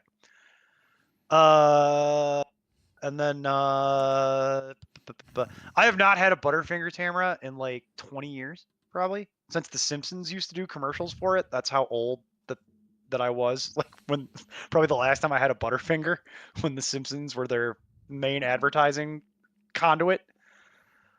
And We had to go with Ward here. Top 3 worst Halloween candies of all time. Bit-O Honey. I don't think I've ever been hey, more whoa, pissed hold off. on. I want to address the rumors. That I have CTE. I do not have CTE. I may have other issues, but that's not what it is. And oh yeah, that's right. Tamara has kids. Are you a school teacher? Yes. I bet you eat a lot of candy, actually, for those reasons. And Tamara actually gets the issue, which is the same reason why I don't really like caramel. Not by itself. Like, not by itself. Like, it's got to be part of it. That's why I like Snickers, because it's in there, but it's not the main event. Like, it's not the reason that I'm here, which is part of the reason why I don't eat 100 grands, and it's also why I don't really eat Milky Ways. Like, so that makes sense. If you're big caramel people, that's probably what it is. And then Top 3 worst Halloween yeah, candies. go ahead. Bit-O Go Honey. ahead. Not a big fan of Smarties. Oh yeah. Well, forget that. They get a pass because Necco wafers still exist. Oh, that's fair. It's like literal chalk. And then Do they still give out the little box of raisins? Because that would piss me off. I don't think They probably do, but I'm pretty old, so that I made me have no so idea what mad they're still when I doing would anymore. get home and have a box of raisin in there. That house deserved to be TP'd, is what I'm saying. Yeah, well, we don't condone that behavior in 2025. The police have a much different attitude than Now, when we were kids. okay, that's fair. Yeah, so like when we were kids, it was boys will be boys. Not anymore. Not anymore. Now you're going to jail if they find out that you did it, and you'll get released into your parents' custody. Yeah, candy corn is by far the worst candy. Okay, that's my list. Candy corn is by far the worst. It's disgusting. It's disgusting. Number 2, Tootsie Roll, also disgusting. The perpetual thing is interesting, but it's gross. That's the reason that it's gross. It's gross because the texture is wrong and it tastes like just like chalky. It's disgusting. And then I already said it. 3 is Necco wafers. It's literal chalk. I have a similar reaction to those candy hearts they give out at Valentine's Day. Who eats that? Yeah, gross. Those are disgusting. Like Smarties I will tolerate because at least they make an effort. Now, if Necco wafers and those candy hearts didn't exist, then Smarties goes up the list. But yeah, Necco wafers are straight up gross. Like, should be put in the trash where they belong, in the landfill. They should not legally be allowed to continue making those because it is a waste of resources. I don't even know what's in them, but it is a waste. Whatever it is, it's a waste of whatever they're putting in it. So, like, legally, not in Neil's America, Necco wafers are shut down. We're shutting down that particular product. Like, we're not selling these anymore. We're moving on as a society. So there you go. That's I like. Oh, Daniel's got a couple ones that I didn't think of. Raisinets. If you don't like raisins, you won't like that. Good and Plenty's. I can think of. Love me some Good and Plenty's. I can think of 2 words that are wrong in that description of what they are. That's my reaction to Good and Plenty's. It is neither good nor plenty. And then where I will draw the line. I like Boston beans. So do with that information what you will. But I will tell you, I say that realizing as I said it that I haven't eaten a Boston baked bean like candy since I was probably 12. So I have no idea if I like those anymore. If you want other good candies like that I can't eat anymore, that I used to eat when I was a kid, Nerds Rope was amazing when I was a kid. Can't eat that anymore. That's like really bad. Fruit by the foot. I won't buy them, but if someone handed me a fruit by the foot, I'd eat it. Question is, would you eat it the long way or do you roll it into a ball? No, I'm not gonna. I'm not an animal. I'm not gonna roll it into a ball. I'm not a heathen. Like, it's good lord. I have some standards. I hate Twizzlers. They're just nasty. Well, I think I like the Twizzlers. I don't like the ones that you peel. The Twizzler peels. I Yeah. don't like any Twizzlers, specifically oh. Twizzlers. The best licorice I've ever had is you can buy it at the store now. It's made by that Australian company. You'll know it when you see it. It's obvious. It's on the back. It says like made in Australia. My buddies out here from Poland. Wiley And, Wallaby. Yeah, that's the best licorice I've ever had. It's not even close, really. It was. I don't even like licorice at all. Like, forget Twizzlers. I don't even really like licorice. Period. I like that. There's something about it that's made differently, and I didn't really want to read what was in it because I was like, nah, I don't want to know. Don't ruin this. Don't ruin this moment. The other thing that I used to eat that I haven't had in a million years, snow caps from the movie theater. Which is like just chocolate and sprinkles. I used to get them though. But yeah, Nerds Rope and the Nerds clusters, like Tamara was saying. I used to eat those too. I can't eat those anymore.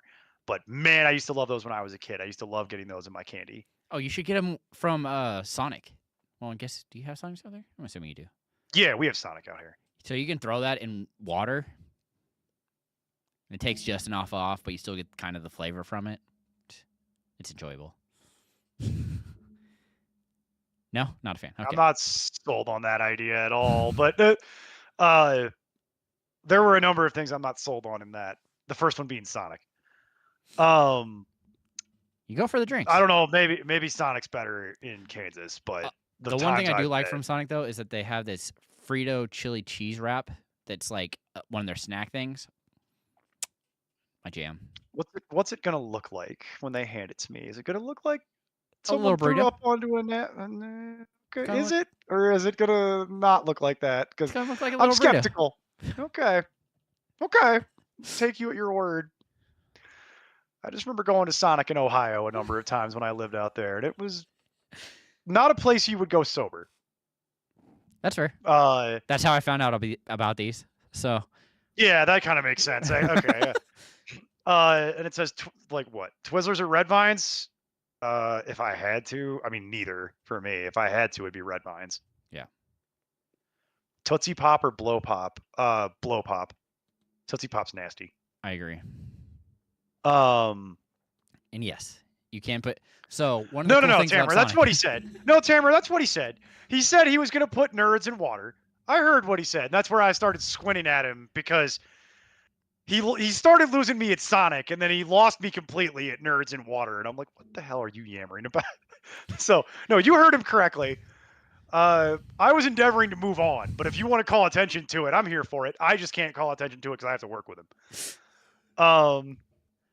Well, they have all the like different slushes and stuff that have the nerds in it, and so All right, Daniel, I'm about to end the show based on Daniel Ward just heard my toilet scream when Jason said the words Frito chili cheese wrap, and I agree.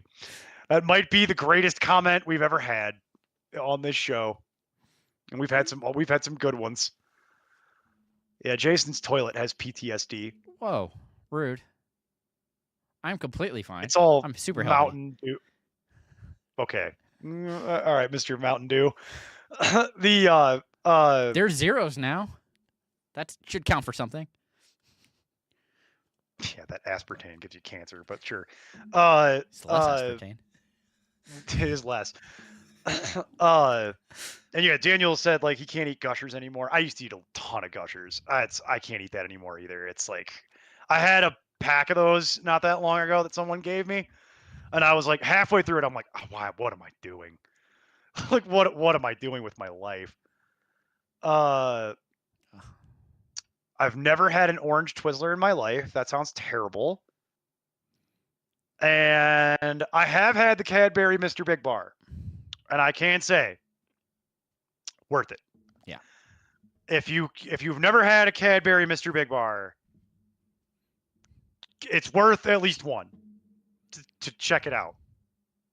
I was impressed. I don't know why I was impressed because it's Cadbury and they usually do pretty well. But Yeah. Don't suck. you also know the difference between like Cadbury from overseas and the Cadbury here, right? It's just, I mean, superior product. Well, they had to change the formula to sell it in America, and they had to use Hershey chocolate Of course. here, yeah, because of legal reasons that I don't think should be legal in this country. But I don't make the rules; I just work here. So that's kind of what it is. But that's why I've been fortunate enough to have the Cadbury chocolate from like the UK and from Europe. So much better. Oh, It's 'cause like not as so sweet. much better. Yeah, it's delicious. It's just chalk it up to the we can't have nice things column. Like No, we just had to put a bunch of sugar in it. Because America, sugar, well, also meat, hard. gotta attack. have my illegal monopoly as Yeah. well. Eh, Why compete with anyone? Like maybe innovate on something. Why do that? Just have perpetual control of the market since 1850. Pay off anyone who dares to question it. Yeah, I'm talking to you, Hershey Corporate. You know where I'm at. not a Send me that sponsor. cease and desist. Send me that cease. Not a sponsor, never will be now. You can go ahead and send that cease and desist. By the way, I don't care. I'll have my lawyer respond. It's fine. I'm also going to throw out peppermint patties. That's one that we haven't talked about that I also really enjoy. Randomly. I haven't had a peppermint patty in forever. I used to eat those every year on Halloween. Yeah, because then I didn't have to brush my teeth. Caramel. Okay. The I had caramel fresh apple breath sucker. and a delicious snack. I don't recall ever having a caramel apple sucker. We used to Oh, get yeah. caramel apples all the time. They were tough. You couldn't chew them because it was like it became solid. Like I'm trying to think of how like they literally was just so hard. Feel like I've ever had a caramel apple sucker. They're green and I black. used to love green and getting. brown. I used to love getting caramel. Yeah, I could picture it in my head. I just don't think I've ever actually eaten one. I used to love getting caramel apples. We used to do that every year. It's the same Halloween. issue with the Tootsie Pop. Like you actually had to suck on it forever. That and Break your teeth. once you got You got to past the nice candy, it was a nasty Tootsie Roll in the middle. Was the main other issue. How many licks does it take to get to the center of a Tootsie Pop? I don't know because I threw it away the minute my tongue touched that nasty chocolate. And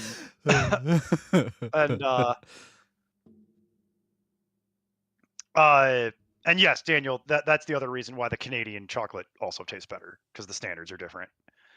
But that's all personal preference. And the I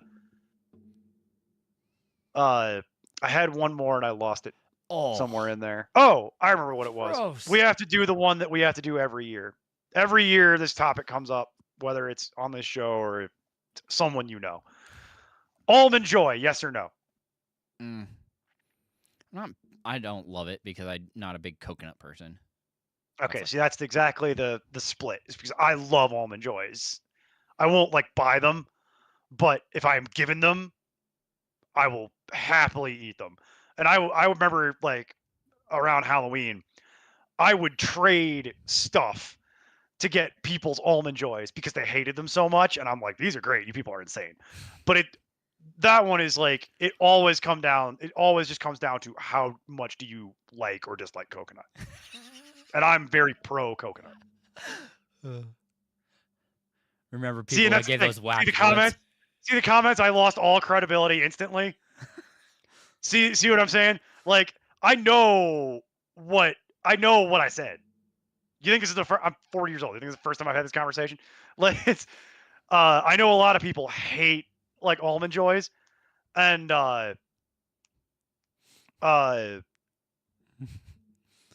She gave you the capital N-O. Yeah, I know. Because that's why I brought this up, and that's why I'm like ending the show because I know that people have big feelings on this topic. No one is typically in the middle on Almond Joys. It's either I love them or it's the most disgusting thing in the universe, and how are you eating that? It's one of two, and it all comes down to how much do you like coconut? Almond Joy, Mounds, it's the same thing, and it all comes down to that. It's how much do you like coconut? And I really like coconut, but a lot of people do not like coconut. I've learned. Forget allergic to coconut. I know a lot of people that just like hate it, like viscerally. So, coconut's delicious, Daniel. And it's coconut, Daniel, is a superfood, and everything about it is amazing. It's super good for you. It has a million practical uses, and societies have been built on it. So there you go. How do you think people live on those islands? But I get it. I know that a lot of people they either love it or they hate it. Which is weird. 'Cause I actually like ocean water. Again, talking about Sonic, and that's a coconut base. So how much Sonic do you go to that you know the names of these things? Like we live in different worlds. Well, I do it because of drinks. I'm constantly drinking things. If you haven't noticed, during the show, I've had 3 different drinks. So yeah. And yes, Daniel, I do remember the wax lips thing. That was really depressing. And then we get to the outrage around Almond Joys, which is specifically why I brought it up, by the way, because I know what I'm doing with that topic. And then bounties are the best. Huh. Oh yeah, yeah. You're absolutely supposed to chew on the wax lips and throw them out. Um. Uh. I've never had a Bounty's.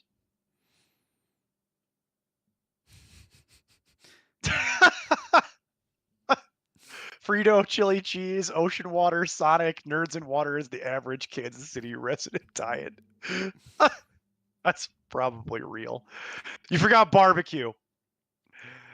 They do that there too. No, the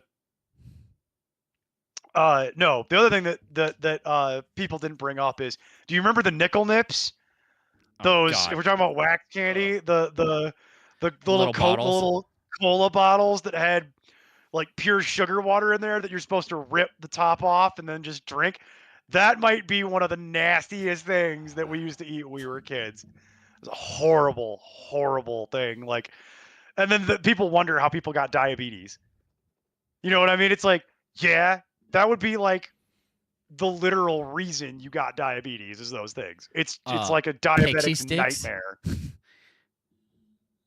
The what? Pixie sticks? Oh yeah, pixie sticks. Just straight Especially the sugar. big one, a really big one that you could get at the store, like the long one that was like really long. Yeah, I mean, just in general, like the things that we ate as children that I don't see it very much anymore. Like, no surprise. Yeah. Candy cigarettes goes in that category too. Yeah. I remember when you could buy candy cigarettes from the ice cream man. Well, or God, what were those things called? Dips? Oh, I remember that. Yeah, they don't do that no more. You know, they still sell the beef jerky in the round tin, like a can of Skull, Oh gosh. with the ground up jerky in it. I saw that at the gas station in Pueblo, Colorado recently, and I was like, holy cow, this is like a blast from the past. If you want good snacks, you ever had those Zaps chips? I don't The think so. Voodoo Heat Zaps chips? That's the real chips. That you buy is the that chip- the thing you buy individually? Like the hottest chip? Or is that No. Oh, okay. This is like bag. It's like a real thing. It's not a challenge or anything Oh, like that. okay. So Zaps is a company. They make lots of different kinds of chips. They the ones that are the best are the Voodoo because they're Cajun. Oh, So they're nice. Cajun and they're slightly hot. Not really hot, but slightly hot. But the other thing I saw at that gas station, and we literally went to the store and bought them. 'Cause I'm not buying them at the gas station. That's stupid. We literally went to the like Kroger and bought the big bag. They've now started selling that same product, except as pretzels.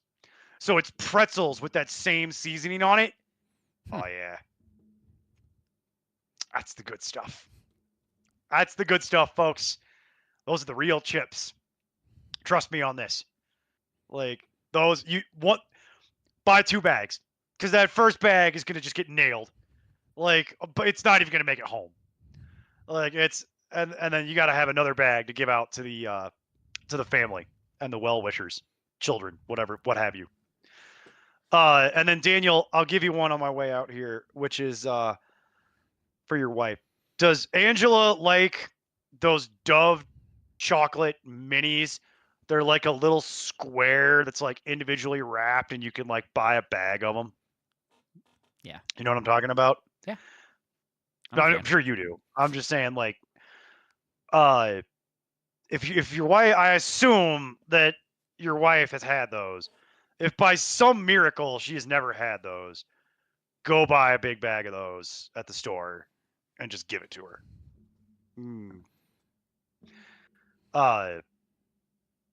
Because those are like the best ones. Those are like the best, right? Do you agree with that, Jason? That's like for Oh, like yeah. bang for buck, for like how much you get for what you have to pay. That's like the best value I've ever seen for dark chocolate. It's like screw buying the individual bars, buy that big bag of those dark chocolate Dove bites. That's the way to go. My mom used to keep those stocked in the house when I was younger, like when I still, like a long time ago at this point, but when I still live with my family. And let's just say that, like, just because there's less sugar in there, don't just sit there and eat the whole freaking bag, okay? Like, she had to have a conversation with her doctor at one point over those things because of how many she was eating. And I remember it because I was like, didn't you just buy that? Like, we went grocery shopping like on Sunday. Like, it's Friday. Why is this bag empty? And she's like, don't you judge me. And I'm like, okay. Like, Jesus. Like, I didn't realize it was so personal. Like, oh, Lord. All right, folks. We're getting out of here. Fun little trip down memory lane. Everybody have a good Halloween. Those of you with children, especially, enjoy it while they're little. Oh, look, Angela literally is responding directly at this point to the dove jar. That's right, Angela. Like, we got a direct. She just shoved Daniel out of the way. Excuse me, let me get on here. Hang on. Why are you still listening to these two idiots? We're talking about the Dove dark chocolates. Hang on. Now I'm interested. I gave up listening to this an hour ago, but hold on. Now we're talking about the. But yes, those are the best value. They're the best. They're like the best tasting for like the quantity that you get for the dollar amount. Like, that's the way to go. Also, put them in the fridge or the freezer if you want to mix it up. And yeah, good luck to everybody this week. Everybody have fun on Halloween. Whether you do adult Halloween. Yeah, whether you do adult Halloween or child Halloween or both. If you do Halloween with your kids, enjoy it. They're only little for a little while. You only get so many years at it. I know it's cold probably and it's annoying.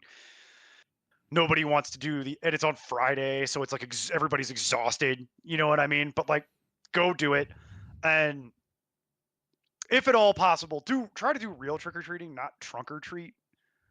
Someone was explaining to me what that is, and it's like, it just sounds depressing. It just sounds depressing. Like, I get during COVID that was the only way to do it, but like, why are we still doing that in 2025? Like, it's one of those deals. But enjoy it while they're little, because you only get so many bites at that. You only get so many times that you can go do that and go run around with them. And yeah, be safe, especially if you do adult Halloween. It's like the third biggest DUI enforcement weekend of the year, behind only Christmas and New Year's and Thanksgiving. Oh, so just be careful. Look, nobody wants to get a mugshot in a costume. Okay, like, they much rather get Chipotle. Bring it back around. Go get Chipotle. The circle all the way back to 3 hours ago. All right, folks. Keep up the nonsense. Jason, kill it. Kill the show. We're out of here. Run. Be strong.